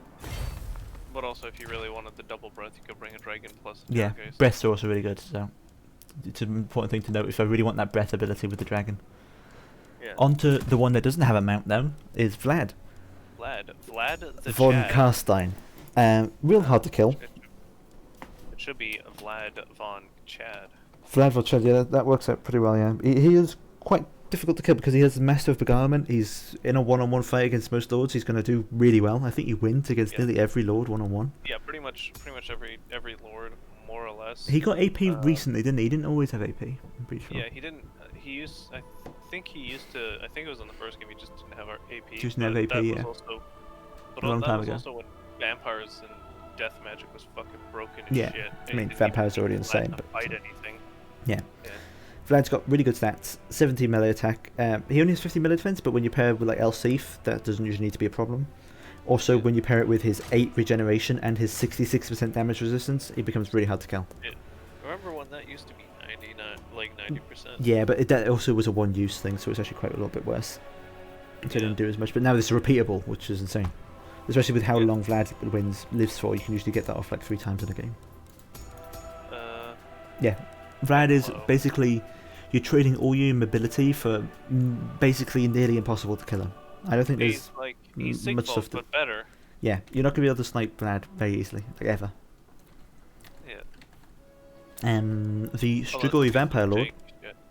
The only I was gonna point out that Oh, the only go problem ahead. with Vlad is that if you want to take out another Lord with them, everyone's just gonna use the high-level strat of run away. Yeah, just run away from because he's slow. Vlad. Again, he's trading that ability for insane survivability.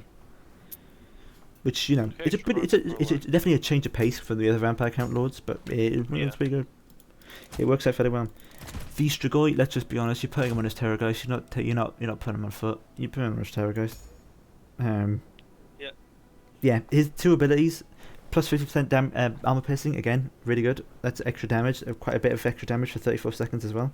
And Ghoul King is just a really good heal. It's a really good burst heal. You don't always need it if you plan on playing more of a safe defensive game with him, but you can just heal over time because the Terrorgeist does come with regen. So you don't need Ghoul King too much, but also, you might want the it. thing with Ghoul King is that it actually fits for his character specifically because he wants to go and fight big monsters that can do lots of damage to him. Yeah, he has a big old 35 Like, bonus versus large. Unlike the other, who has the heal for lords and stuff, which is useless for them because none of the heroes are ever going to have that situation, and they don't want to go fighting things. But for the Strigoi Vampire Lord, it can be quite good. If you're really dedicated on bringing a Terrorgeist, I'd recommend just bringing a Strigoi Vampire Lord because it deals with the problem that Terrorgeists have with that leadership. It's like a huge difference in leadership. It's like an extra 30 plus encourage plus whatever other buffs you can get. Means or that you could just bring both. Yeah, you can bring two as well. That's a perfectly valid thing as well. Pretty much two Terrorgeists will kill any single entity in the game. Easily. Plus, it should also be noted people forget to use the Terrorgeist Breath ability that comes with the Terrorgeist mount, is because it's really good against single entities and clumps of heavy cav or monstrous infantry or anything. Accurate. So you don't be, even though they're good in melee as well, you should ideally be going out of melee whenever that ability is recharged. You want to make sure if you get your 3 death streaks off, you're probably going to pay for the Terrorgeist. With just the 3 death streaks. If you get them off on a really expensive monstrous unit or some clumped up cavalry, you're probably going to pay for the Terrorgeist itself. Already, right away. Just from that. So always try and get those 3 abilities off before you try and do anything too dangerous with Terrorgeist. Of course, Strigoi also gets his unique Ghoul summoning, which, damage dealer, summoning amongst them, pretty good. Yeah. And he also gets Spirit Leech, magic, not bad. which is it's actually only 2 pretty magic sizable. more than Clan Rat. Yeah, which is pretty good. And the Spirit Leech as well can be quite helpful in certain situations. It's nice to bring because Spirit Leech is a fairly cheap spell. 60 gold ain't too much of an investment, so it can be a lifesaver if you're going against like something that you run out. Lords that you have really like a hard trouble killing. Yeah. Like, because Vampire counts, you actually tend to don't want notice that you actually tend to hit your healing cap more often than you realise. So sometimes you can't actually use Invocation anymore. So Spirit Leech is there to use up from those winds of magic. Of course, the trade-off is that the Strigoi doesn't actually get Arcane Conduit. He only gets a Power Stone. So it doesn't have quite the same long-term effect. Funny thing, I've always wondered why Skulk doesn't have Arcane Conduit. Yeah, that is strange. You thought Skulk's always been undersold for some reason, even though he's like the master of pestilence and all that. Yeah. Strange how that works. But yeah, Shog's saying about how you don't get the zombie summons. So you take the Necromancer as well usually, so you can get this sort of zombie summons. Because Crypt Ghouls aren't very good at eating charges like zombies are, or they aren't very as good as like tying up chief infantry. Well, so they're being summoned, so they would kill the infantry. But ideally, you're using those ghouls to go after like archers, or you're charging into the flanks of some quite infantry. Fast, as we'll find later. Yeah. So typically, you bring a Necromancer with them. Now onto the most expensive one because he has 2 laws of magic. Because at this point, he's straight up cheating. It's Manfred von Carstein.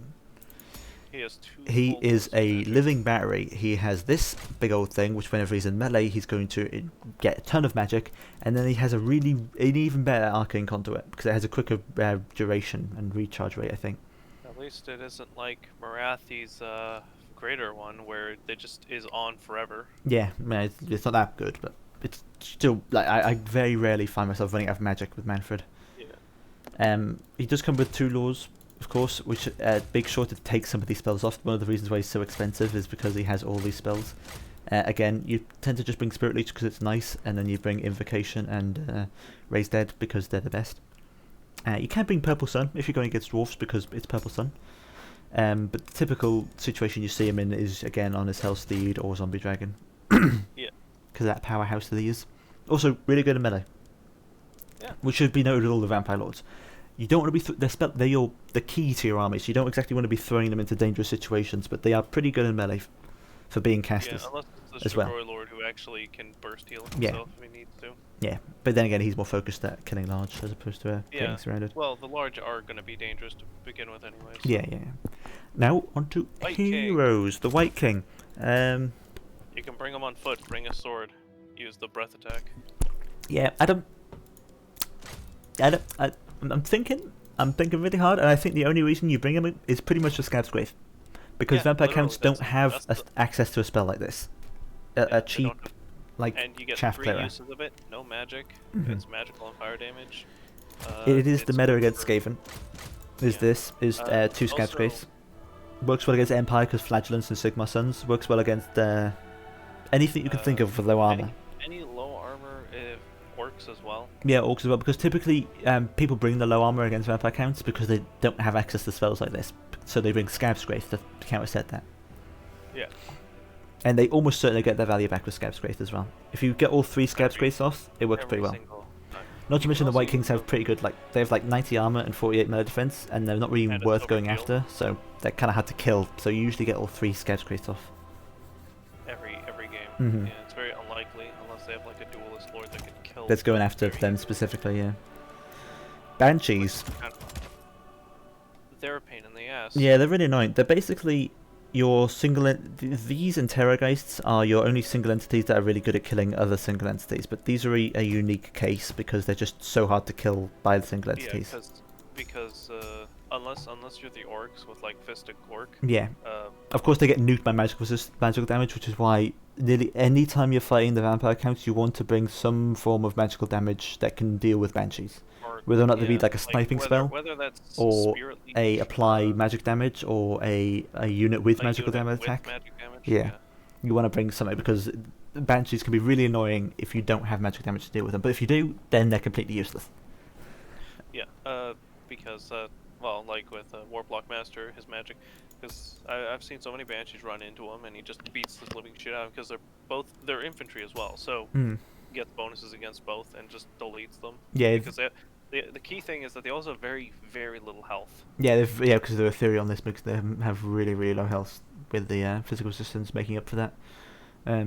They also the main thing that makes them annoying is because they start with 38 because they're slippery. Gets it up to like what is that 62? Well, That's a fair amount yeah, of 60. on a hero. That's quite a fair bit. Plus, then you throw in that 75% physical resistance. Like imagine if Sigvald had 75% physical resistance. It'd be Man. nearly impossible to kill him.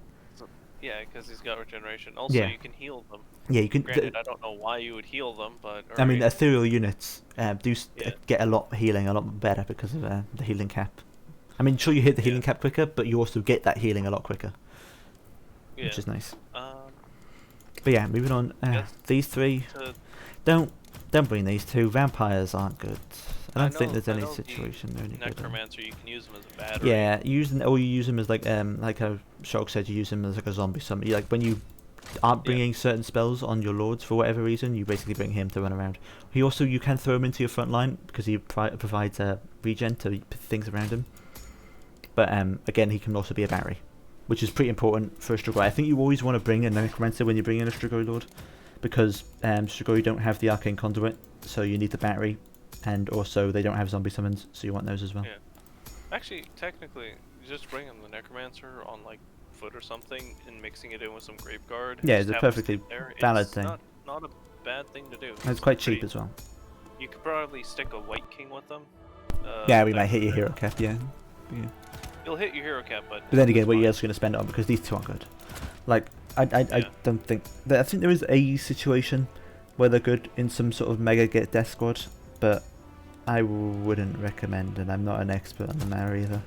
Even Yeah, though just main bring vampire counts, three- I never see three these do very well. Life siphons, right? Yeah, let me Spirit just bring Leech, all the Spirit Leech. All the suck. But yeah, oh great. Now, chaff. It's zombies. It's like you Zombies. gave Skaven slaves, but then they don't run away. They have worse stats, They're but they don't run significantly away. Better. which makes them infinitely better at their job. It's a shame there's no weapon teams in the vampire count roster. I know, right? But don't worry, there's vampire. Yeah, we'll get on to what the Vampire. zombies exist for later, but yeah, it's your run-of-the-mill chaff unit. There's not an awful lot to say. Naked Necro on a basic corpse card is almost directly better than corpse card on Holy Lodestone. Yeah, I think that is. Yeah, I think that's. I always see him. Yeah. Plus, yeah, on Holy Lodestone also gives regen, which is insanely helpful. Which is because there's like 8 regen, then, which is insanely good. Like, just imagine if that's with like Graveguard or something. Or yeah, comparing it to 176 extra gold, and you get an extra 4 regen. Plus a potential. I think stats are just better in every regard. Like, yeah, look how much better those stats are better. The Packmaster is actually going to do something in the front line, whereas this one is going to do literally nothing. Yeah. Like the difference is insane there. Like assuming you've not already hit your hero cap, and you want to bring corpse carts, just bring the Necromancer instead. In any regard. Thanks for putting that, Shock. The ROR zombies the Tithe come with 15% physical resistance, more health, and more models. But they're also double the cost, so it's like, I just want to bring more zombies instead. Yeah, the flip side is, yeah, I could have that extra 30, or I could bring another unit of like, zombies. The reason you bring it is if like you're at your cap of bringing zombies. Yeah, if you've got like 100 gold left over and you really don't know what else to spend your money on, then I guess, sure, why not? I'll switch out one of my regular ones for the Tithe, why not? But usually you tend to hit your ROR cap as vampire counts, because they're pretty good RORs to be seen. Skeletons! Yeah, the skeletons, they're gonna die. Don't expect them to do damage. They're not going to. They're clan rats, basically, but they're unbreakable. Yeah, literally clan rats. Yeah, they're clan rats. They're literally... The good thing we got these two lined up, because their rosters are remarkably similar. Yeah. It's chaff. Yeah, and the spear variant is, again, the trade-off of having... I mean, they're actually they're pretty good against large. 28 melee attack ain't bad. That's like nearly like ranger level of damage. But then again, it's applied to cavalry. But 30 melee defense is pretty good. So it's like that situation. If you have the money, bring some spears. Yeah, but it's 50 extra. Like maybe 2 units of spears, throw them into whatever large that they have, and win. The ROR one of the skeletons, big old stat buff, extra 40 armor as well, which is quite nice. And they apply poison, which, assuming you don't have any other sources of applying poison, I think it's worth trying to fit this one in, as opposed to a regular skeleton, because usually you're having skeletons in your front line somewhere, so switching one of them out for this is pretty good. The armor is enough that they won't just immediately die. Evaporate. Yeah. Plus the poison they're applying means anything that's attacking them will attack slower. Yeah. Works out pretty well. Less damage, and they have better stats. Now moving on to, but it's basically the plague monks of the vampire count roster is the crypt ghouls. They're not too good. They suffer from the same problem of plague monks, is they get destroyed by cavalry, they get completely nuked by archers, and they're actually slower than plague monks. Yeah, they're still plague monks, but they apply poison, but they're not anti-infantry, so. But they're undead in the course of it, so it works out so they're about equivalent to plague monks. Yeah, they're about equivalent, I guess. Yeah. But except plague monks are 250 more. Yeah, but I think in terms of price, I think it trades off because I like leadership and stuff. But and damage output isn't quite as high with crypt ghouls. But yeah, it's again, it works well as a summon because you can summon them into archers and they cut through them quite nicely. But they're not good as a front line. And I wouldn't recommend mixing them in with your front line either because of the speed difference. So, yeah, not I think the great. R actually is good though. Yeah, the ROI is good because, again, look at that, it got Stalk. When something this weak to missiles gets Stalk, it works out way better. Significantly better. And also, it has Vanguard. So a nice little cheeky strat you can do is deploy them in the corner of the map. And then they won't see them. And then you bash them in the head with a cudgel. Yeah. Wait till they turn away. Yeah. And then you just bash them in the head. Because, of course, these guys will nuke anything in the back line. Especially because the back line is usually being covered by anti-large stuff. Then all of a sudden an infantry shows up. It kind of can throw people off. Especially infantry with 40 weapon strength. That will pretty much crush any of the weaker spears. Yeah, any spears, and even like halberd infantry will probably get done in by them. Yeah, they'll get done in very quickly with them. Yeah, so definitely can be a surprise. But it depends on the map. Not all maps will have that space to deploy behind, so... situational. They do have corners, so... Yeah, not all of them though. Some you can't deploy in corners because they'll be like blocked off by a cliff or something. Okay. So yeah, situational. Cairn race. They're okay. There's some in. and They're yeah, they're not good. like, I can see like some of the logic behind using them. They do a lot of damage. They're armor piercing. They're ethereal, so they're kind of tough. They cause terror. Like, it looks like it could be. It's like a trap for newer players. Hmm. That, oh man, it looks good, but the problem is their stats are trash. The so they don't stats are have trash. anything. This. You know the funniest thing that I've done is you know, hex rates. Mhm. They ran my Chaos Knights with lances. I dropped a single enfeebling foe and they got Just wiped melted, out. So, yeah. because surprise, Also, surprise. They cause fear and 5%. terror, but that doesn't.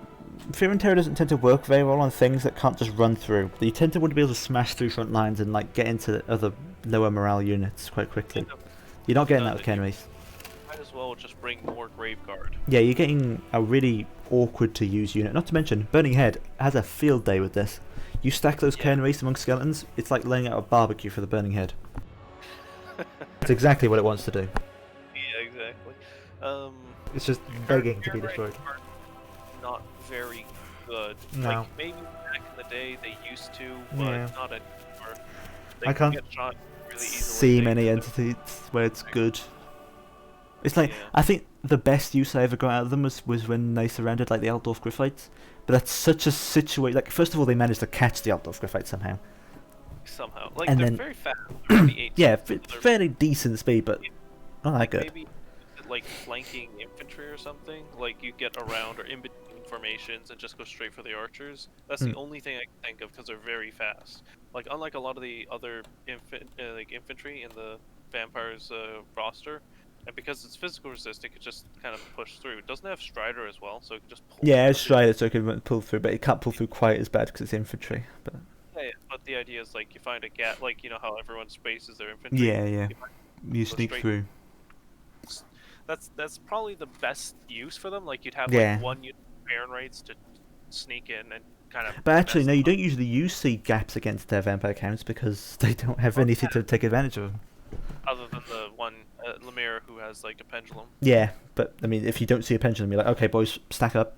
There's nothing they can do to us if we stack up. Oh yeah, Shog. We'll talk about the lore of vampires next session. We're running a bit late as it is anyway, so we don't have that much time for it. Now onto a unit, because also considering Care Race at the exact same cost as Graveguard, you want Graveguard in any situation. There's no situation you'd take Care Race over Graveguard. Better melee defense, about the same melee attack, but the anti-infantry, it pretty much guarantees a Graveguard has to fight the units it's designed to fight. Yeah, You can't Graveguard just- is a pretty damn solid unit overall. 9 armor, silver shields. You wanna really make a high elf player cry? Bring a front line of Graveguard and watch them waste all Any their elf ammo. front line, just destroyed. Yeah, I don't think there's many elf frontline units that work well against Graveguard. They quite nicely against elves, I'd say. Yeah. I'd say Graveguard are very solid. Usually the front lines you're going with is like something Graveguard-y with like zombies as a front line and then Graveguards as a second line, or you're just going full out with like zombies and skeletons all the way for full chef. That's usually the front line you're going for. There is also the great weapon variant of the Graveguard. You're basically just bringing that against dwarves and chaos. I don't think there's an instance where you don't, Yeah. where you bring the armor piercing one over the regular one. Yeah, you're unless you're losing- facing opponents that might be armor, and also you can kind of use them against monsters. Yeah, to an extent. I mean, you're losing 10 melee defense with them, but you are getting 2 Yeah. melee attack. Pretty much the idea is that you could probably bring like one in the back just in case. Yeah. I'd say Like- like Lizardmen, Chaos, and Dwarfs are the ones you bring the great weapons for. Everything else you just bring regular. Yeah, because you don't need the melee defense a lot of the time against Saurus and. No, you just want the armor Their piercing melee more. attack is quite low. What did you talk about vampire? Oh yeah, I mentioned we'll look over lore? that next session. Oh yeah, 'cause, we're looking over next session because we're running behind. Now, Sternsman, the ROR, comes with regen. Real hard to kill, real slow to kill. 90 armor means that the old Burning Head doesn't destroy them as well. It goes for all the Graveguard as well. It'll take out half their Yeah, it health does some good instead of damage, but, all their um, health. Not all of it, yeah. There's also just noted that there does apply Also fire remember, weakness it's because of the regen. regenerating, so Burning Head actually does do more damage. Do more damage, yeah. I was more referring to the Graveguard now that I realised it. Yeah, Yeah. Stonesmen, they're pretty damn solid infantry. 8 bonus versus infantry, 42-45 regen. 90 armor, silver shield. Basically unbreakable. I mean, they have 60 leadership, but they don't tend to rout very often. They're causing fear. Immune to psychology. And also, since they regenerate, they can get their health back. The only way you'd break them is by just destroying their health pool. Yeah, like there's a really solid infantry. I don't know. There's no reason not to bring these guys. Yeah, if you're going like a full chaff, then obviously you've already gone full chaff, so it's not worth going Sternsman because you're probably putting in your Vincent somewhere else. But to be fair, bring in Sternsman just in general to act as like the last unit to keep alive. Yeah, to hold on forever because this works very well against elves. I don't think there's any elf frontline that's going to work. That's going to do wonders against Sternsman. Sternsman, really solid infantry killer, more or less. Don't get him into fights with. I mean, they have the holding power that against like cavalry and large, they'll hold, but they're not going to do much damage in return. Now, speaking of cavalry, this is the strength of the Vampire Count roster. Is their cavalry is all insanely strong, apart from this one. But regular Black Knights, pretty damn efficient with what they're going for. It's again that sort of get into the back line, kill everything. Flank the infantry, kill it. They're anti-infantry, basically. You run them into infantry, and you're going to kill the infantry. Really good against wolves as well, should be noted. For some reason, an actual like cavalry unit with anti-infantry on it. Yeah, no, it's crazy. It'd be great if like. And it's a full 8 as well. That's 32-30. That's some fair decent stats on 750 cav. Which, yeah, they're really good at flank them into. They're basically hound unit, but they're like really solid hound unit, like really solid, like. You made hounds really good all of a sudden, but they lack the speed to usually keep up with some like skirmish and cav. But run them into like any type of archer, they're dead. I don't think there's a single archer unit that wins against Black Knights. Even Loth and Seaguard leads to Black Knights. But yeah, so pretty solid backline harassing unit most of the time. Black Knights with Lancers, no. They're okay. It's the charge bonus that you're really paying for, as opposed to anything else. They get extra armor. Yeah, they get extra armor. 110 is pretty good. Yeah, 110 is pretty good. Spells won't kill them. They do lose the 8 melee defense though, so they're a shock cavalry basically. They become shock cavalry. You're generally paying for shock cavalry and more armor, and it allows them to just. If someone decides to bring the awful idea of bringing 4 units of swordsmen as their front line, you can run through it. But to be fair, I think they're just. You aren't usually bringing Black Knights with Lances because you're just bringing Blood Knights instead. And getting more or less the same thing. But with insects exceptionally better and actually good in melee. Consistently. Well, I guess you could bring like 3 Black Knights with Lances for the cost of like 2 Blood Knights if you're going for numbers. I'd take the 2 Blood Knights. In nearly any situation, I think. Yeah, the anti-larges, because the vampire counts really suffer against large. So I think the situation where you bring Black Knights with Lances against dwarfs, because you don't have the large to deal with. That's true. Actually, even then, I might just spam out regular Black Knights as opposed to the ROR. Yeah, to regen, I believe, is that the only difference? Is of a stat, of course, yeah. Mainly, apart from the better stats, they are regen, which is good. Which is pretty helpful. It's just like, you go in, charge, you get your charge in, you leave, you regen, you come back. Yeah, and they're pretty good to be paired with Blood Knights. Yeah. Because it's a Black Knight unit that can actually survive and do damage. You don't have enough money for another Blood Knight unit? May as well go for this one instead. It's basically the same thing. More or less. It's like budget Blood Knight. Hex race. The Ken race made good, basically. They have the same stats. It should be noted the Hex race stats are terrible. But they compensate with that with the 75% physical resistance and an okay charge bonus. Ideally, you don't want to be cycle charging these as much as possible because their melee attack is so low that you really want to be getting that charge as much as possible. Never want to sit in one place with them. No, because allow them to get caught by opposing cavalry. Yeah, usually how it goes is Hexwraith hits thing. This is the ideal situation. Hexwraith hits thing, does enough damage on the charge that the terror route kicks in, chases off that thing, murders it, comes back and hits something else. Rinse and repeat. With my example with the Chaos Knights versus the Hex Wraiths, Chaos Knights with Lances will easily beat them if you drop a single like enfeebling foe. Yeah, because their stats just drop. Stuck in combat with any good cavalry, like any solid good cavalry. Because they have a lot of armor piercing damage and everything, but the problem with that is they just don't have good stats. They will just the stats lose. tell. Yeah, it's similar to Ken race. Still taking 25% of 100% of their damage, and most cav have around 40, so they're losing 10 hit hit points a shot, no matter what. Yeah. God forbid they get magic attacks added to them. Yeah. So yeah, Ken Wraiths are like. Yeah, Hex Wraiths are basically the upgraded version of Ken Wraiths because they solve some of the problems in the fact that Ken Wraiths don't quite have the speed to be making full advantage of that Terror Bomb. Hex Wraiths are one of the best Terror Bombs probably available to the Vampire Count roster because of just the damage they do on the charge, because of how many models they have. The fire resistance, the fire damage can sometimes come in handy against like greenskins and the likes, because it's one of the only sources of fire damage for the entire roster. That they have, and but Terror Bomb definitely does help quite a bit. Also, magic damage can be good against physical resistance things like Savage Orcs. Yeah. Now onto okay, this is the unit you have in every Vampire Count army. Yeah, only against dwarves that you don't bring Blood Knights. You bring Blood Knights.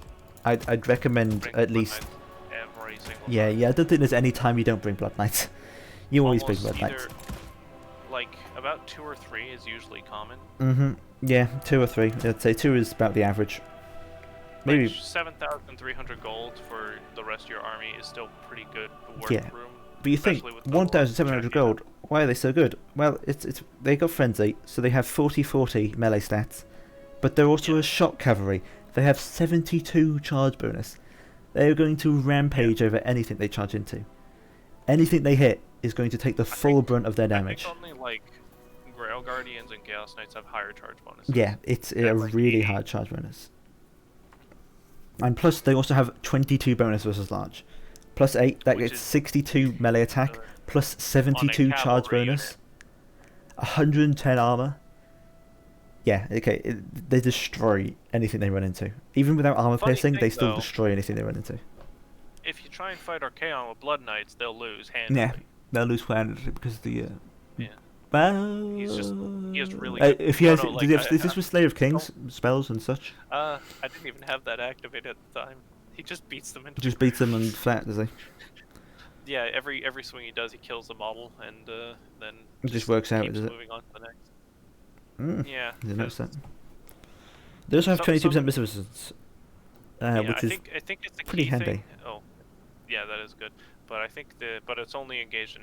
Oh, it disabled if they're engaged. Yeah, it's while they're outside of melee, they have 20% resistance. And they have shields, so they effectively have 50%. Yeah, they basically have silver shields. Yeah, but I think certain lords, like especially single off horse lords that are really strong in melee, will kill the Blood Knights if they've got a lot of armor to go with as well. That's why, because I think it's the issue that just not enough Blood Knights can attack the model, and especially if they've got good melee defense, they could just simply keep hitting and maybe killing 1 to 3 models every time, and just eventually kill them. And in Archaon's case, you could just use Cascade Cloak of Flames or Slayer Kings and just delete sections of that unit. Yeah, I would say that's probably the one weakness of the Blood Knights is big, heavily armored, fast units, basically. Yeah, and just in that regard, because if they get the charge off, but Blood Knights, they work well against armored infantry because they can keep getting that charge off, but they can only get it off once, basically, against other fast-moving, heavily armored stuff. Yeah. Chaos Knights, I know, can cause them a lot of trouble because they got 120 armor.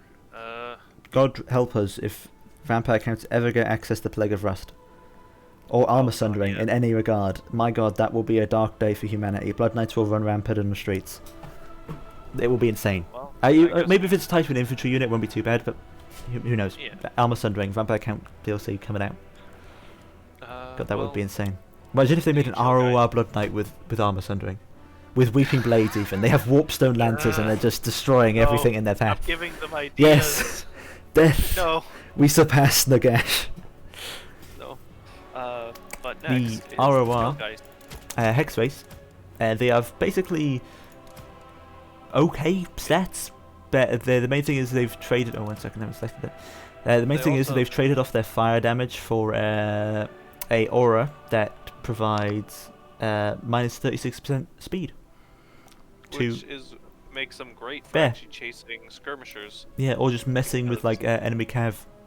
Because they got a speed of 94. Should be noted that the Hex Race do sort of fill the role of killing those big armoured cavalry because of their armour piercing and their physical resistance. As long as they're not dealing magical damage like Grail Knights, they'll tend to help Or- out the Blood Knights in that Or regard. if there isn't a caster nearby to debuff them. Yeah, or yeah. That you're not running into like knights that just have really Because high stats. the Blood Knights lose to the Altdorf Gryphites? Yeah, I think. Yeah, they do.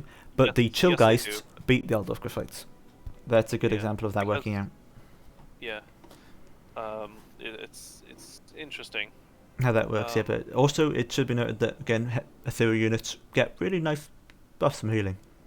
They recover really quickly, which is pretty good. Also, they're Vanguard. Yeah, Vanguard, Strider, deploy in the forest where you expect some skirmishers to be. You destroy the skirmishers, and they die.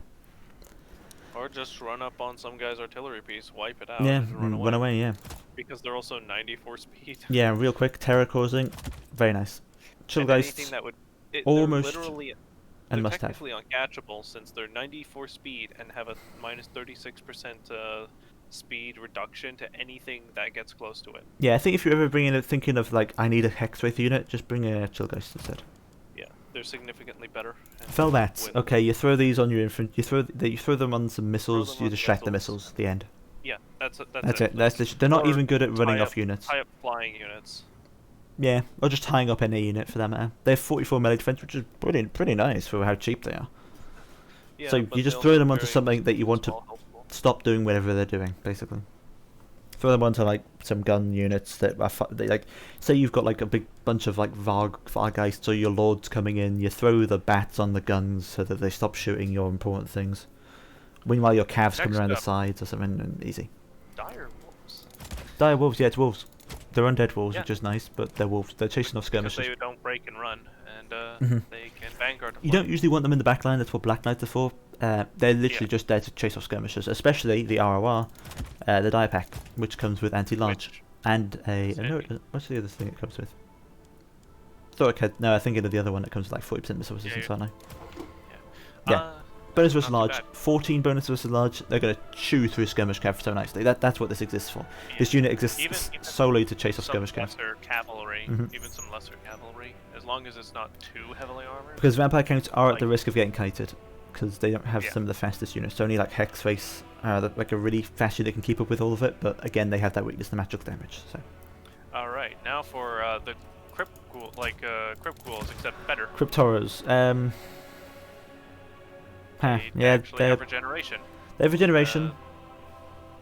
They have really good damage. I can- They have actually okay melee attack. The problem is like you invest them into a skeleton front line usually, so that your skeleton front actually does something. But it's usually a wiser idea just to put your money into the cavalry department. Like I'd take a Yeah. unit of Black Knights over a unit of Cryptoras nearly any day.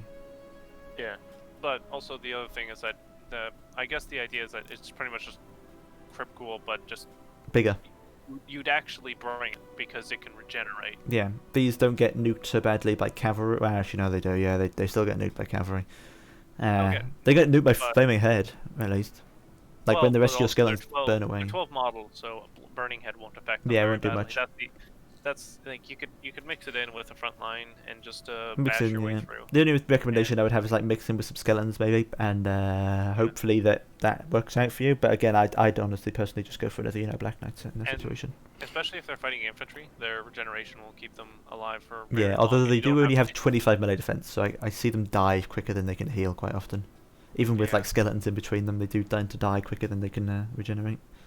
I Especially with how think- quick missiles are now. I think you need to like move them in, do as much damage as possible, wait for them to become like exhausted away. or really low on health, and then put them behind the skeletons, let the skeletons keep fighting, let them regenerate and regain vigor, and then move them back in.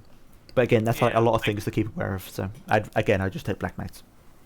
Yeah, Black Knights are just better. Yeah, it's just what you're looking for, moreover. Like if they had actual missile resist, like maybe 30% missile resist, maybe they could be worth Mhm. it. But as they stand, just no. Nah, I think they you could need just bring something Black else. Knights. Vargeist Vargeists. used to be not great, but they got armor piercing recently. Well, I say recently, this was like 6 months ago, but for CA it's recent. Yeah, that's reason for CA. They have frenzy. Yeah, they've so they've they pretty actually damn have good melee 28 attack. Melee attack. Put that on top Well, of the charge bonus. Basically means they're guaranteed to hit on the charge. Yeah. And that's 100 weapon strength on the charge hit, or almost all of that is armor piercing as well. 70 armor piercing damage. 70 armor pierce. I think- That's some solid damage. These are quite good against I think whenever you're bringing these, you need to bring bats with them to cover the approach. Bats are basically like the zombies of the sky, and the Vargeists are like the crypt ghouls of the sky, or the crypt horrors, I suppose, of the sky. Yeah, would work more appropriately.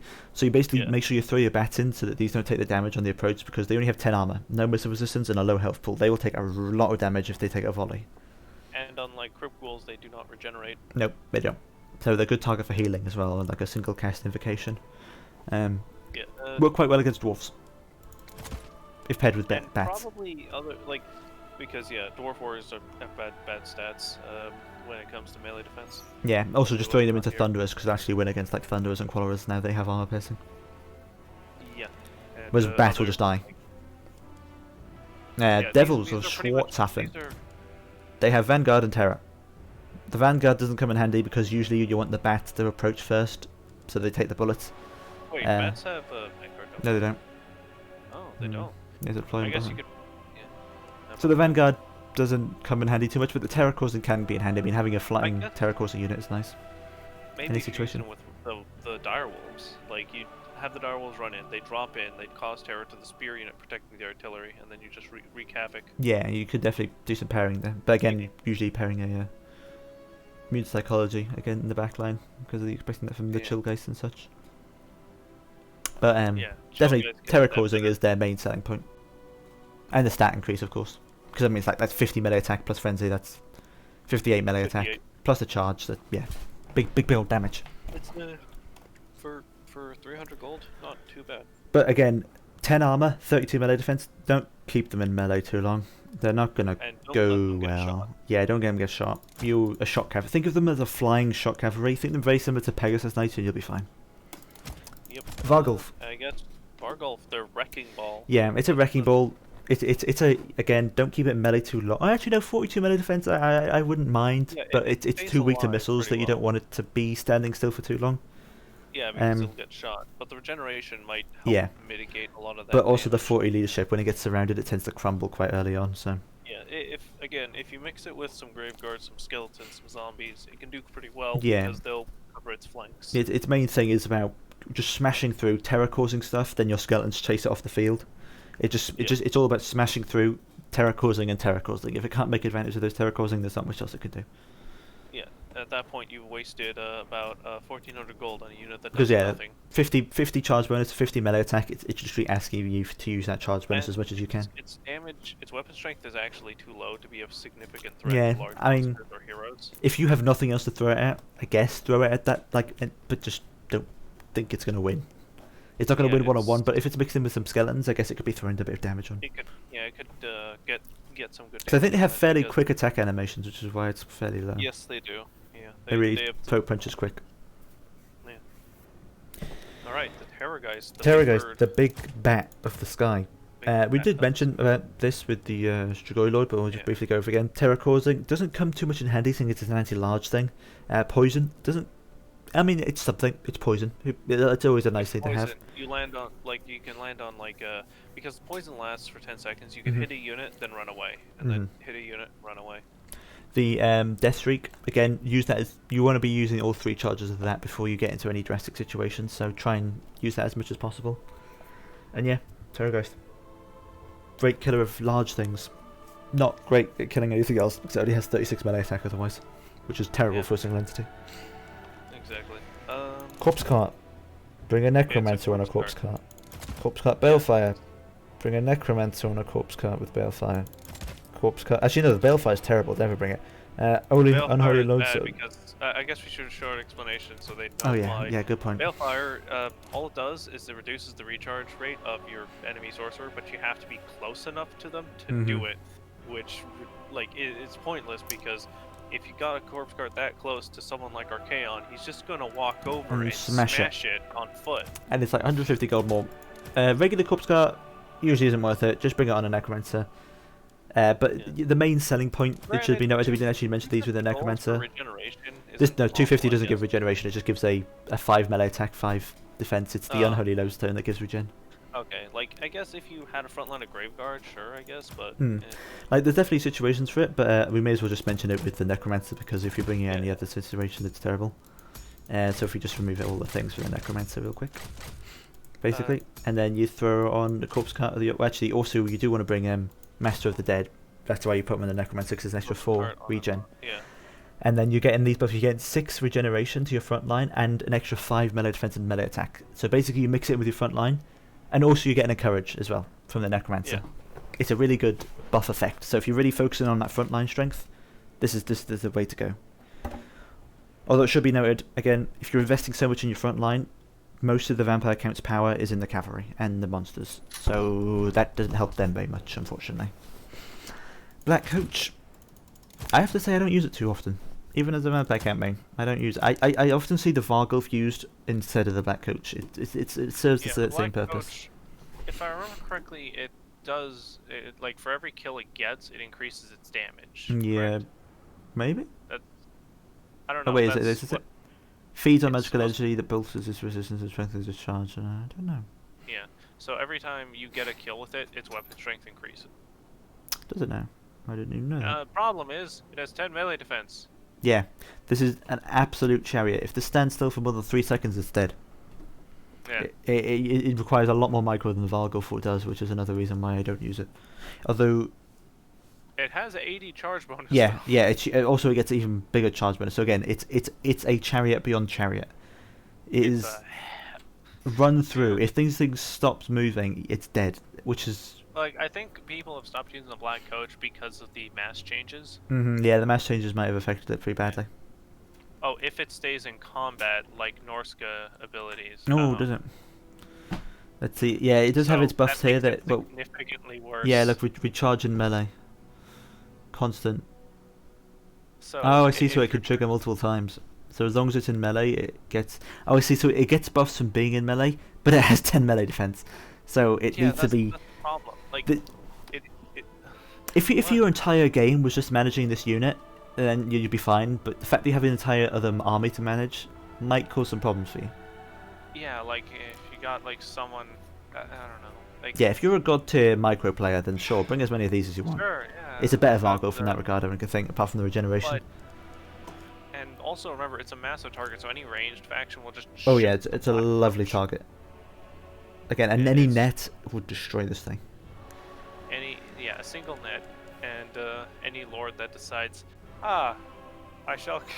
I shall destroy you, or just a single entity that smacks it, it's out the sky, it's gone. Yeah, just the giant runs up and boots it off. Yeah, because it's a coat, what's it going to do? Now, on to one of my favourite units, because of its uniqueness, is the Mortis Engine. There's a reason everybody calls it the Mortis Engine effect, because it's where it came from. The AoE that it provides as long as it's in melee. It will heal nearby units for 2 regen, and it also provides a buff to power regen.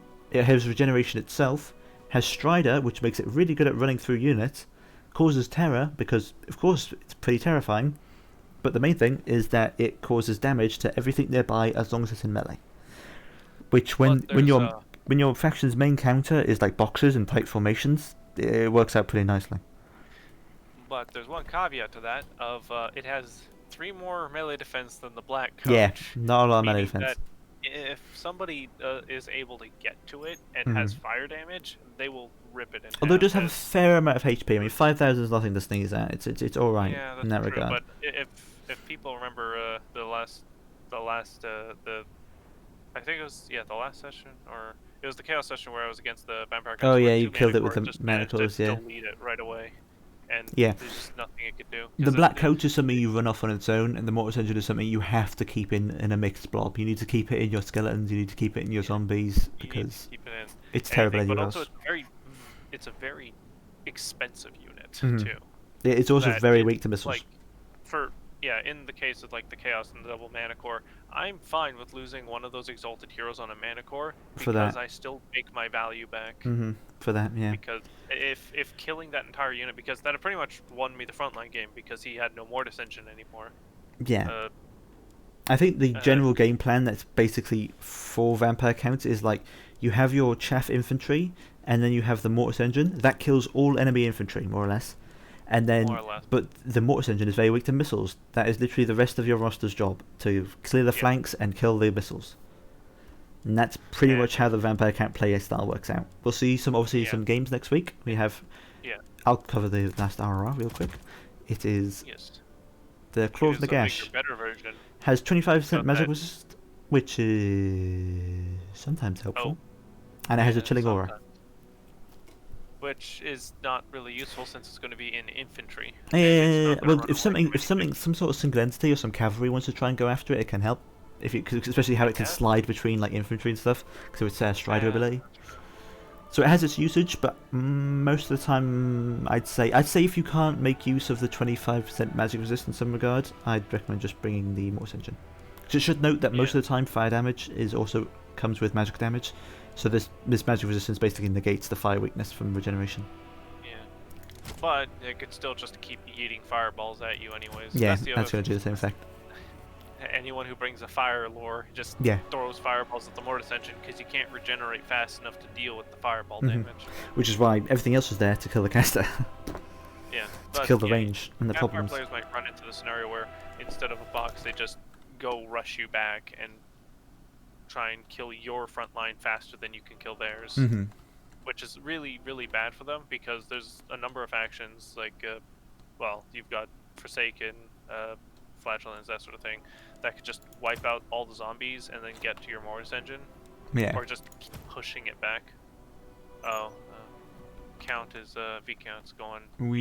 Low. We're just about to end it now as well. If we get the last stage, 90 seconds in combat, it gets a lot of physical resist. Yeah, it gets its 44% damage resistance to the Black Coach. Yeah. Which is probably the only thing really keeping it alive in melee for a fair amount of time. But it has to be in combat for 90 seconds. Yeah, it's a weird old chill. I'll try and get some replays on that, because I remember using the Black Coach a fair bit, but I haven't used it in a while, so I've probably forgotten how it works. Maybe back a while ago, sure, because missiles weren't as dangerous. I think that's the main thing. The missiles weren't as dangerous because 60 armor is Enough. That is not for enough. cheap missiles, but that's about it. Peasant archers can kill that. Yeah, with enough volume of fire. Well, if considering it's probably moving constantly, it should be okay. But again, micro is really important with the Black Coach. Alright then, well, I shall be stopping the recording now. Thank you all for watching, and I will see you again next week. Goodbye.